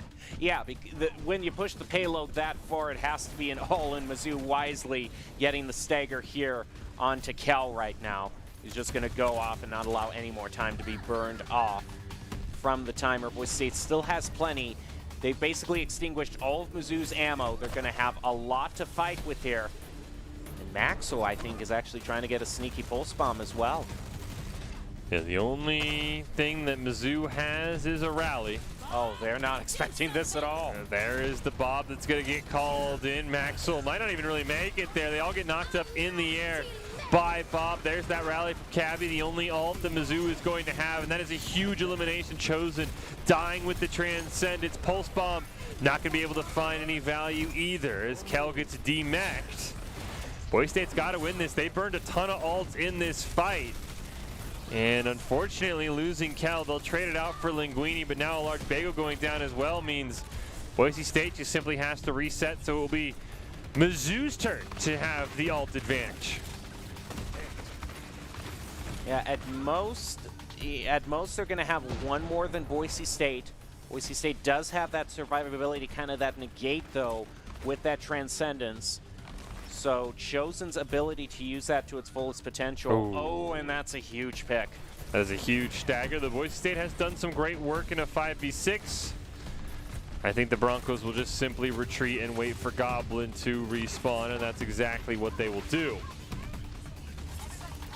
You know, at this point, Doc has really emphasized Boise State to exercise what they call sweaty comms at this moment. If there's a pick like that, you can't necessarily, you know, be laughing or giggling or just saying, I'm sorry, or looking back. You have to focus on the fight as it's unfolding. Well, here we go. There is a Transcendence and a Minefield going to be used, plus the Pulse Bomb. Ant Matrix and a Meteor Strike. Plato nearly rolls into it. Kel's the only one eliminated. Bob even gets built up for this fight to kind of make up for the fact that Kel will not be there as that pseudo 6th player. And will end up being eliminated, but Jaza going down. Kel back alive, should be able to make it on point for one last chance here. Mizzou potentially eyeing a 4th map. What can Boise State do in the final fight? They're not going to have any ult, and Mizzou is going to have 3. Thing is, Mizzou's pushing themselves up very far here. They're still on the payload. There goes the Diva Bomb. I have to wonder, that is huge pick. Immortality Field didn't quite land. The Deadeye from Jaws has got to get value, but the payload ended up, I think, blocking a majority of that damage.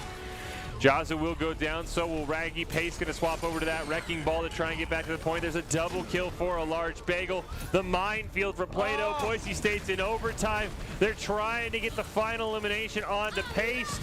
They will do it with the minefield. Here comes Jazza. The last line will not make it there, and Boise State, with no time on the clock, will secure the 3-0, and they will keep staying alive in the Overwatch NACE playoffs on the second chance side of things.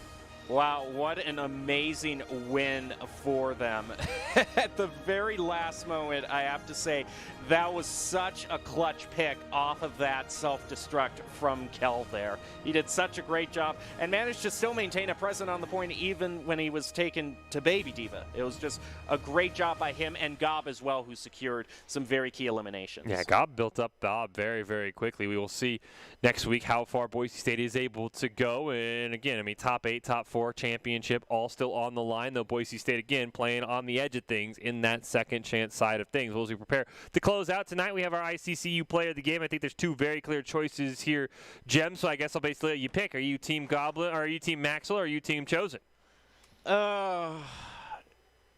You know, I will have to probably maybe just edge it out. As much as I want Chosen, Maxwell was able to turn around an entire engagement with that double pulse bomb. And I think that was at a very clutch moment for Boise State to get the victory. So I'll give the advantage to him. Well, if you're taking Maxwell, then I'll take Chosen. We'll see who it's going to be. Maybe production has a surprise in store for us as well on who tonight's Idaho Central Credit Union player of the night is going to be. And it looks like early signs point to you, Jem. You are correct. It will be Maxwell. Phenomenal play on the Widowmaker. Phenomenal play on the Tracer as well in both series tonight, helping Boise State starve off elimination and stay alive for another day. But Maxwell is your player of the game, brought to us by Idaho Central Credit Union, who is a great player, makes the team more successful, just like Idaho Central's helping members achieve financial success. Congratulations to Maxwell. You are the Idaho Central Credit Union player of the night. Some fantastic, really, ults all around, from Bobs to Pulse Bombs. Widowmaker ult, notwithstanding, just some great headshots there. And, alongside the rest of the team, there were no slouches. I thought every member of Boise State definitely had a pop-off moment or two, but Maxwell had some just insane. I mean, Pulse Bomb is an ult where, very rarely do you get a kill. It's even harder to get more than one kill. Yeah, great job by Matt. He did it multiple times. Yeah, then he even had a huge one onto Mizzou the second time that we didn't even see. Might see it, I would assume we'll see it in the top 5. Well, any final thoughts here, Jem, as we prepare to wrap this up as Boise State hangs on with a pair of wins over North Texas and Mizzou? I mean, they have staying power and their ability. I just have to hand it to them. I give them huge props for finding a way to work a Torbjorn into the finals and top 16 and actually working with it. So Boise State always there with some great strategies that can be out of left field that you don't necessarily expect, but they find a way to make it work. Well, we will wrap up the Overwatch side of things with our top 5 presented by the Idaho Army National Guard, who invites you to take your impressive critical thinking skills into real time with more than 10 jobs, offering a $20,000 bonus and your degree of choice paid for. The Idaho Army National Guard is one of the best teams out there. Reach out on Twitch at iGuard Gaming. Here are your top 5, but don't go anywhere. We've got a special bonus event coming up right after this. Well, top 5, take a break, and we'll be back right after that.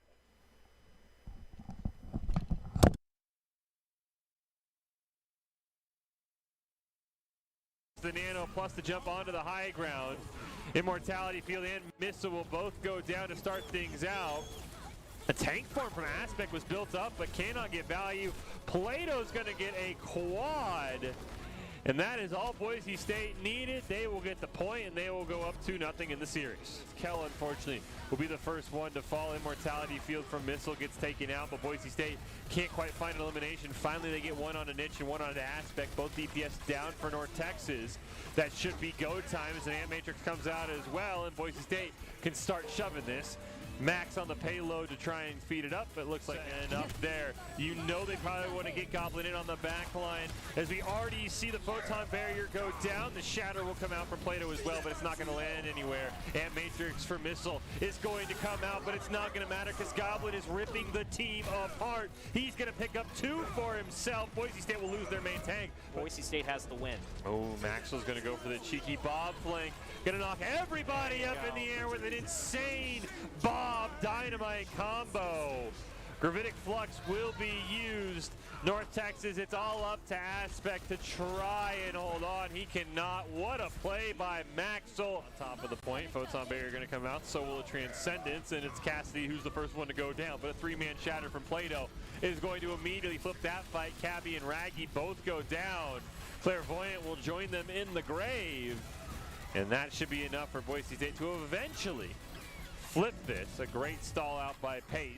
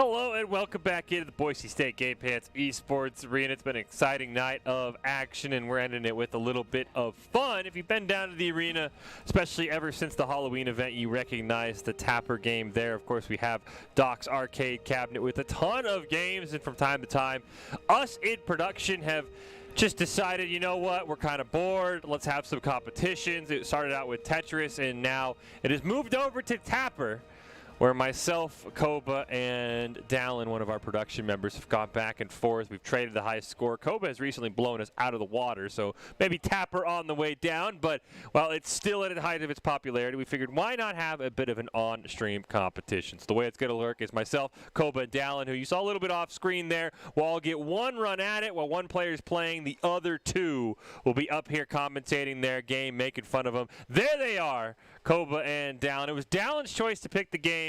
And why not see who goes first? We've got a spinner ready to go. Let's throw it over to the spinner to see who will have to set the bar high.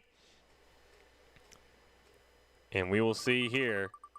I don't know if there's more pressure going first or last. Koba looking like it's going to be him. Koba is going to be first up on the docket. Congratulations, Koba. You will hop up there. Dallin will hop up on there with me. And we will see. Now, Dallin, the problem is Koba is like the reigning champion of this. You had the high score for a while. One day last week, I finally stole it from you. And then Koba came in and beat us by 40,000.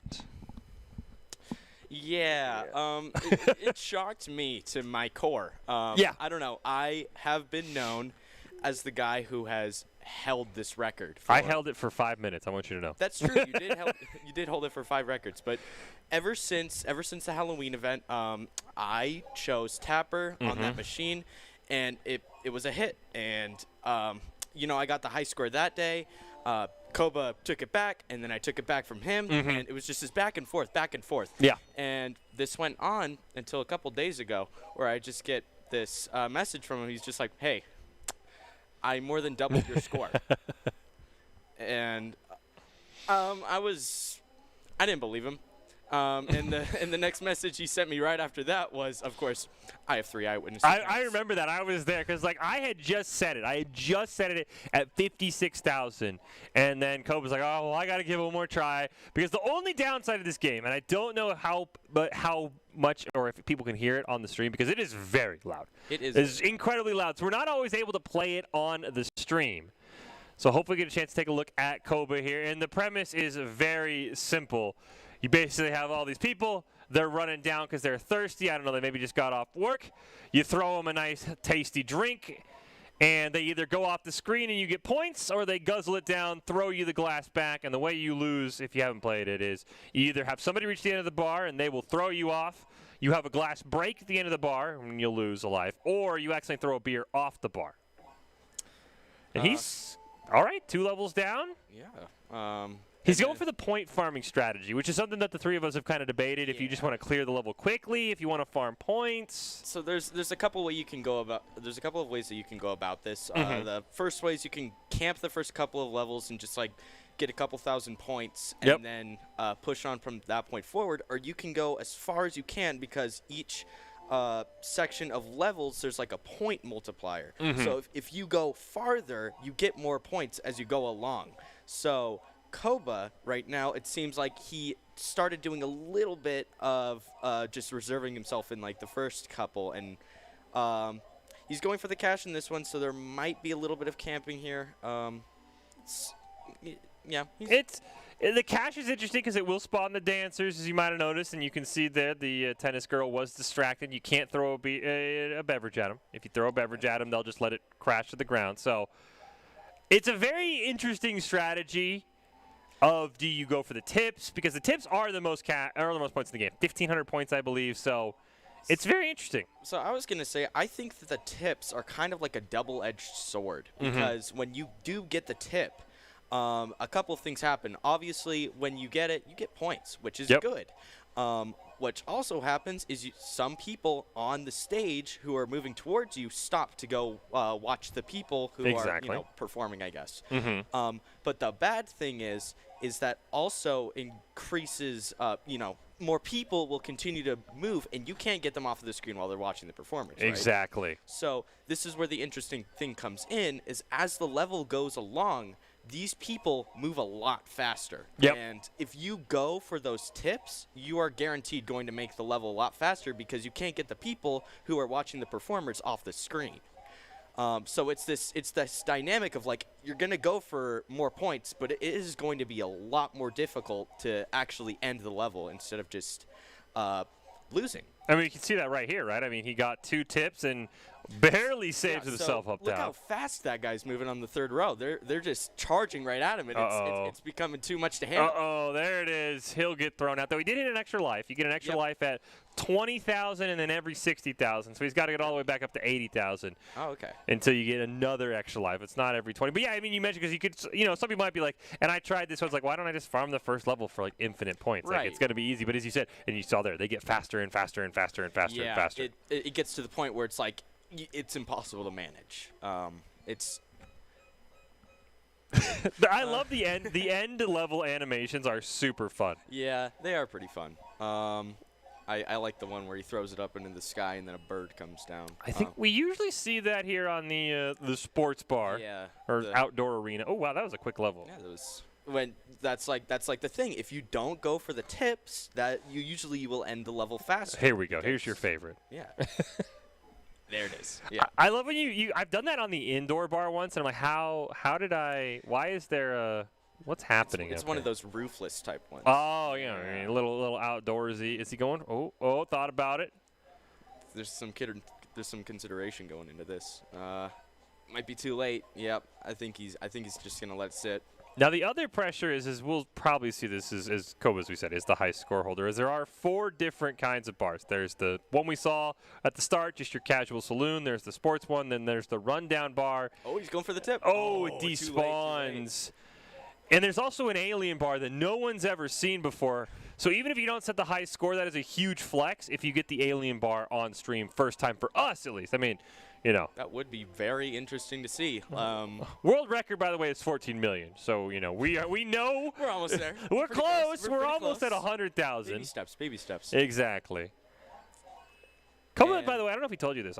Not to interrupt you. No, he's already scouted out another game in case you and I give up on his high score. He's like, in case you guys get bored and know that you can beat my high score, all right, here's the next game I think we can play. And I was like, whoa. Kobe, I can't believe you would think so lowly of us. I mean, just because you doubled all of our scores and have gone further than any of us doesn't mean you need to, talk that kind of smack. I mean, hey, just give us time. Just give us time. Like, ooh. And so the second left goes down. 2 lives to go. Plenty of time. There is plenty of time. He seems to be pushing this one pretty fast. He's not going to go for the tips. He just wants to get to the finish third section. Yep. All right, send it. Oh, always the most frustrating when you think you have one and you're like, oh, cool, and then they spawn. Another one spawns in right in afterwards. That's the worst. Should maybe get it here. Nope. Maybe here. No, man.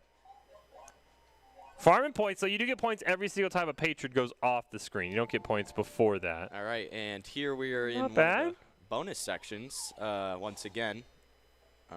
Yeah, every time you switch bars, you get your bonus section where your robber's trying to have the drink blow up in your face. You don't lose anything for it, though. No. Which I was worried about. I thought, like, oh, man, you're going to lose a life. No, you just kind of, the fizz goes up on you. Koba, which one is it? Is he unsure? Oh, maybe he was just playing with us. Maybe he was just messing with us. Yeah. All right, here's the rundown bar. Or at least that's what we call it. No one has ever beaten, I think there's 4 or 3 of these. No one has ever beaten all 4. Yeah, for my personal experience, I have only made it to the second section of this portion, I guess. So there's a couple things that are interesting about this one. Obviously, the most notable thing is that, first 2 bars go one way, and then the second 2 go the other way. And that doesn't really affect things except for the fact that you have to pay attention to a lot more areas. I know that is the trippiest part is that, and then when you get to the next level, you mentioned you got to the second one, they flip. Yeah. they're going the opposite direction of this level. So it does make it a lot harder just trying to realize where everything's going. So you're right. It definitely is very tricky. Koba on his last life here, his last hope. By the way, our high score, I think yours is in the 50s. 50-something. Yeah, mine's 56. So if Koba beats 56, he'll have done better than you and I have ever done on stream. Ah, I see. You know, that's, I'm sure, always He's going for the tip. He's going. Oh, no. He's not. I think he realizes he could beat that level instead. Ooh. That's what he On to opted the for. second section. Let's see here. Ooh. All right. Snazzy. Next level, and then this is where it's going to flip, and it can get. I think this is the furthest anyone's. Maybe we've gotten to level 8. I think maybe one person. I don't remember. Koba on another level right now. Koba's on a tear. Is he going to go for the tip? No. Simply opting Resist to. the urge, resist the urge. It's not worth it. Those extra points, though, if you're going for the high score on stream. And now he's beaten you and I. He's beaten anything you and I have done, so we're going to have to perform better than we ever have in the past to pick up this win. And do you when you heard about this, is he will lose, unfortunately. Did you want to go first, second, or third before we roll to see who goes next? Did you want to go first, second, or third? I would like to go last. All right. I don't know. Well, We'll see. Let's spin the wheel while we're still up here. One of us has got to go. 58, I think, is what Koba got? Yeah. 58,500. All right, let's spin the wheel. See who's going second. Dallin said he wants to go last. And I think that is exactly what is going to happen. Dallin will go last. I will hand the headset off to Koba here, who. Best of luck to you, Fish. Thank you. We have a winner. Then we can do Doc's keys as well. Yeah. Oh, and we're hopping right into it. We see Doc's keys to the game in Tapper. Dallin's going to be see the whole bar, don't overserve, and clear classes aggressively.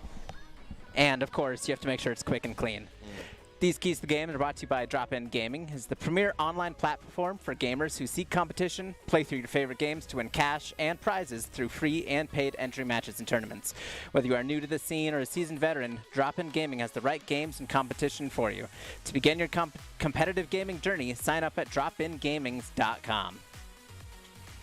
Well, just had a solid run. Not my best. Yeah, That's my third best. It was fairly solid. I mean, it's better than I've done. It's better than Fish has done. And, yeah, I mean, hey, I don't think it has been mentioned yet. You got the all-time score of, what was it, like 95? 96,680 something, 85, I think. That's insane. Took a little bit of time, but, you know, one thing I realized going into this is Fish and I have done multiple runs throughout this day. I don't think you've touched Tapper. No, you did touch it a little bit. I did start a game, but I didn't finish it because we had a broadcast coming up. So I just kind of ended it and left. But that's fair. Yeah, I started it. I don't have much practice as you guys have. Obviously, I haven't even been here in like the past 5 days or so. But, you know, we'll see how I fare. It's true. Got 1750 on this first round, so good. A little bit of farming, but no tips that came through. Yeah, so it's a good strategy to just grab the cash on the first level and just push forward. I mean, you're not going to get that much points, and it gets kind of boring. It does. That's the real struggle is, are you patient enough? Seems speeding through along here. Waiting for those tips, but they're not coming through. This green hat guy is sticking around. But so something that I've learned is that if you want to get tips, you need to have 2. Well, green hat just dropped one alone. So yeah, that's what's really interesting is it has to happen 2 times. Once you pass it along to someone, the first time you aren't going to get a tip, but the second time you pass it along and they don't go all the way to the end, that's when you get a tip. Oh, okay. I don't know if there's like a sequence of events to it, but that's something I've noticed with at least the first 2. We'll have to see if he kept track. It was the far left one that wasn't shaken up, so. You don't tell him that. You get 3 points. I see him shuffling around here. What do you think? Do you think Fish kept track? Oh, man. He's thinking about it. Oh, there it is. I'm not going to lie. I was thinking of the wrong one. I thought it was not the far left one. Yeah, I thought it was the third one. I didn't even try. Oh, you made it. You're always speed running through this one. Yeah. First rounds. Got one guy who stuck around at the start, but he's making a quick work of it. Of course, he's on to the second sports bar. This one gets a little quicker, but he'll have one more stage after this. Making quick work. He's going to go for the tip. You know, I did hear him mention that it would be quite the flex to get it to the space bar on stream. True. That would be really cool to see. I mean, that might be what he's going for here. Ooh. It's going to be tough. There's 4 broke down bar levels. None of us have gotten past the second. Really? So there's 4? There's 4 of them. It's 2 of the regular bar, 3 of the sports bar, and then 4 of the broken down one. Oh man, that's daunting. A little bit, yeah. So we'll have to see what comes from it. Though. No, he just wants to get this done and over with. He just wants the sports bar. Or that's a fair point. He might just want to go home. Yeah. Maybe. We'll have to see how far it gets. While the space bar is cool, it is not for points. So we'll have to see how many he's able to get. The current high score is 57,000, or for today anyway. Yeah. For this arcade showdown. Despite not going for tips, he's struggling so far. It's true. It's speeding up. Fairly slow. Oh no, I mean they're speeding up now. Obviously, it's slow going of this level though. They're getting quite aggressive. Might want to just pop off, I guess. It's true. Although Fish historically has quite the history of sports radio, so I think he knows a way around the sports bar. Oh, I didn't even notice he threw that too many. Yeah, I didn't either. Down a first life. It's not the end of the world, but... And he did get 20,000 points, so now he has a second life, so it's almost like nothing happened at all. It's true. He's bringing it back. And, the last guy decided he wasn't quite done yet. And needed one more beer to go. Yeah, and that second row just decided, hey, we want more. Yeah. Party of 3 showing up. Oh, another one, the same spot. The pressure's getting to Fish now. Down 2 lives on the same level. And he hasn't even reached the third section yet. No, he's still in the middle of the sports bar. Come on, Fish. You got this. Yeah, see if he can catch his breath a little bit. Is he going to go for the tip? No, still not. Even when it's right there, Fish says no. He is about hard work. Oh, ooh. Yeah, I feel like that was a hardware fail. Yeah, I would like to agree with that. Something I don't think was mentioned yet is we do have a little bit of an issue with our joystick on the arcade machine. It gets a little stuck sometimes, and that looked like the classic stuck knob stick. But he did make it through. On his last life, though. Yep. Onto the bonus section. See if he can... Well, no, he still got... Oh, wait, it was the bonus section. I was thinking he had one more sports bar. Going down to broke down with 28,000. He's got quite the journey ahead of him to get to a new high score. But I lost track. I wasn't trying, so. And first try, he knows exactly where it is. Of course, one of the things I've learned from Fish is that apparently the first 2 of those are pretty easy, but once you get to the third one, that's when it really speeds up and it gets much harder to track. Oh, that's where it ends? He wasn't ready for it. He made a valiant attempt, got 32,000. It's a solid run, but just throwing a few too many beers across the desk. It's going to kill him. The best of us. What else is there to say? It's true. I mean, we've all been there. We've all had those tough games. We know Fish can do better than that. We know he's a solid tapper player, one of the best. I think he's the current second place holder. I think he did beat you. He did beat you, in fact. So you might have to have a tough challenge today. Yeah. Well, I mean, I guess it's time. It's time. We're gonna have to make the swap. Wish so me luck.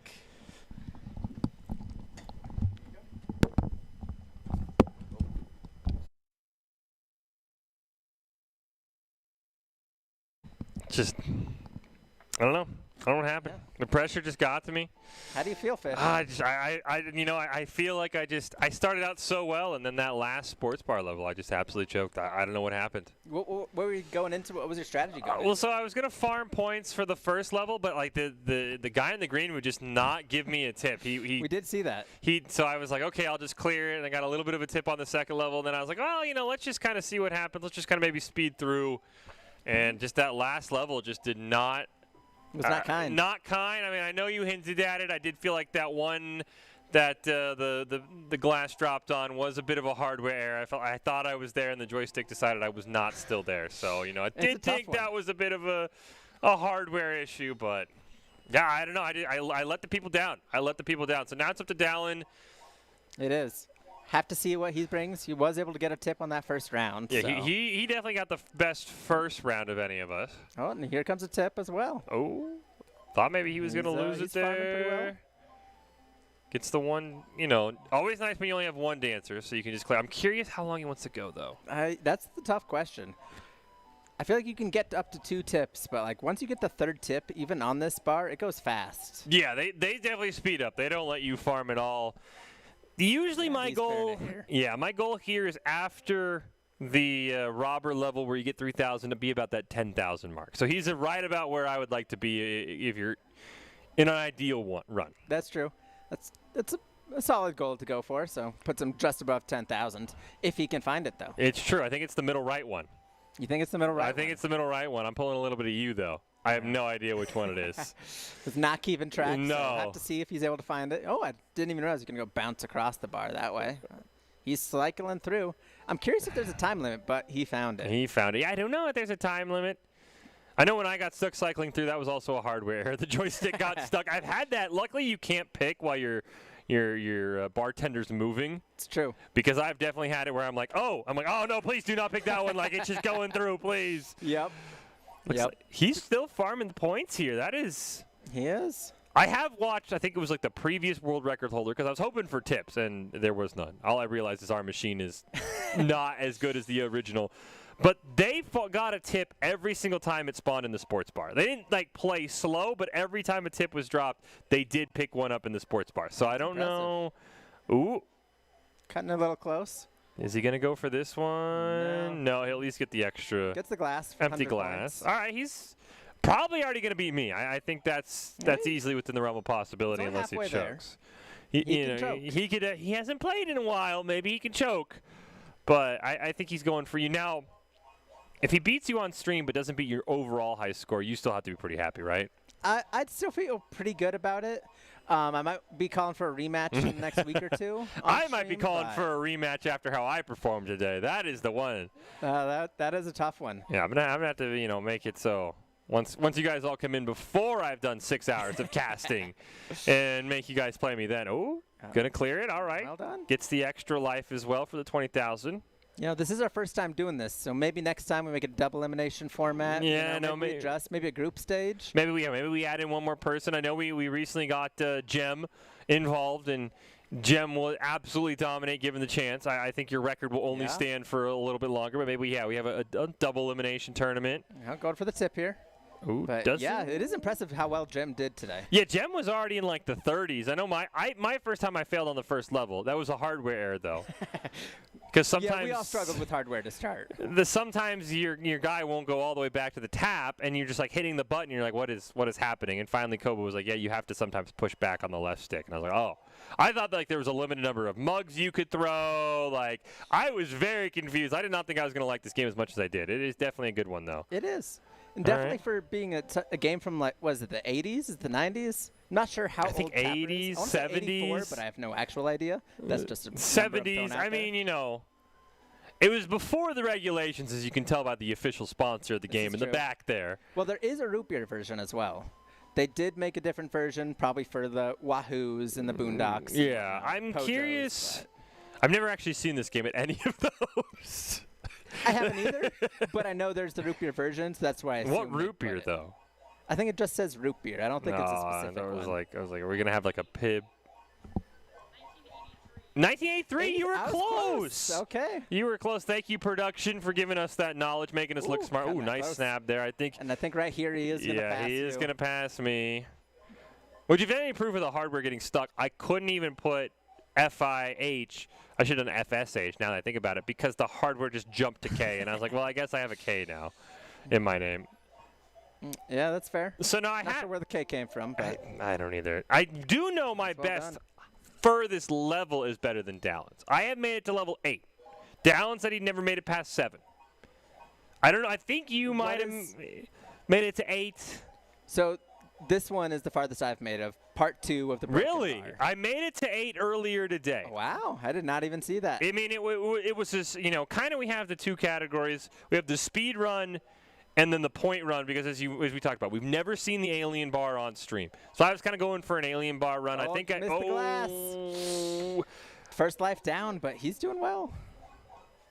Probably going to need maybe one more level to beat your 56. Probably going to have to see the alien bar, in all honesty, if he wants to beat your 95. I mean, you can farm for a while if he gets it going. He caught the top one, but there was a glass at the bottom. All right, 2 lives already lost. I do feel like Dallon has the best technique for speed shooting those Agreed. glasses across. Agreed, which I like. Kind of close. I can occasionally get him going that fast, but not with the consistency Dallon does. Dallon has it down. I have, like I said, the original tapper I've seen does have like a tap on it. That thing we could get going. I'm a little. That's honestly, I'm almost more upset than the joystick, because I feel like you could really start throwing that thing. And there are times where I'm like, I just need to start. He's got 2.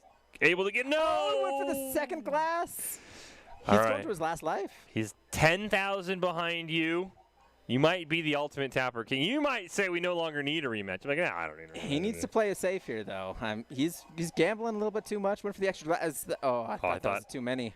That was a perfect throw. He's got the math down. Gonna get above 50 now. Dallon definitely has taken college classes more recently than us. Oh! I was wondering if he was gonna go for that tip, knowing he only needs about 7,000 to beat you. It's a risky strategy, but he could go for it. He is close to his personal highest score. I know mine was. Nice. Dancing a little bit. No! Double through. There it is. 52. That's a solid run. That is a good run. Not 6,000 behind yours. Again, I don't know where the K came from. I honestly don't. FKH. FKH. I have to change my name. All right, well, you're still the king.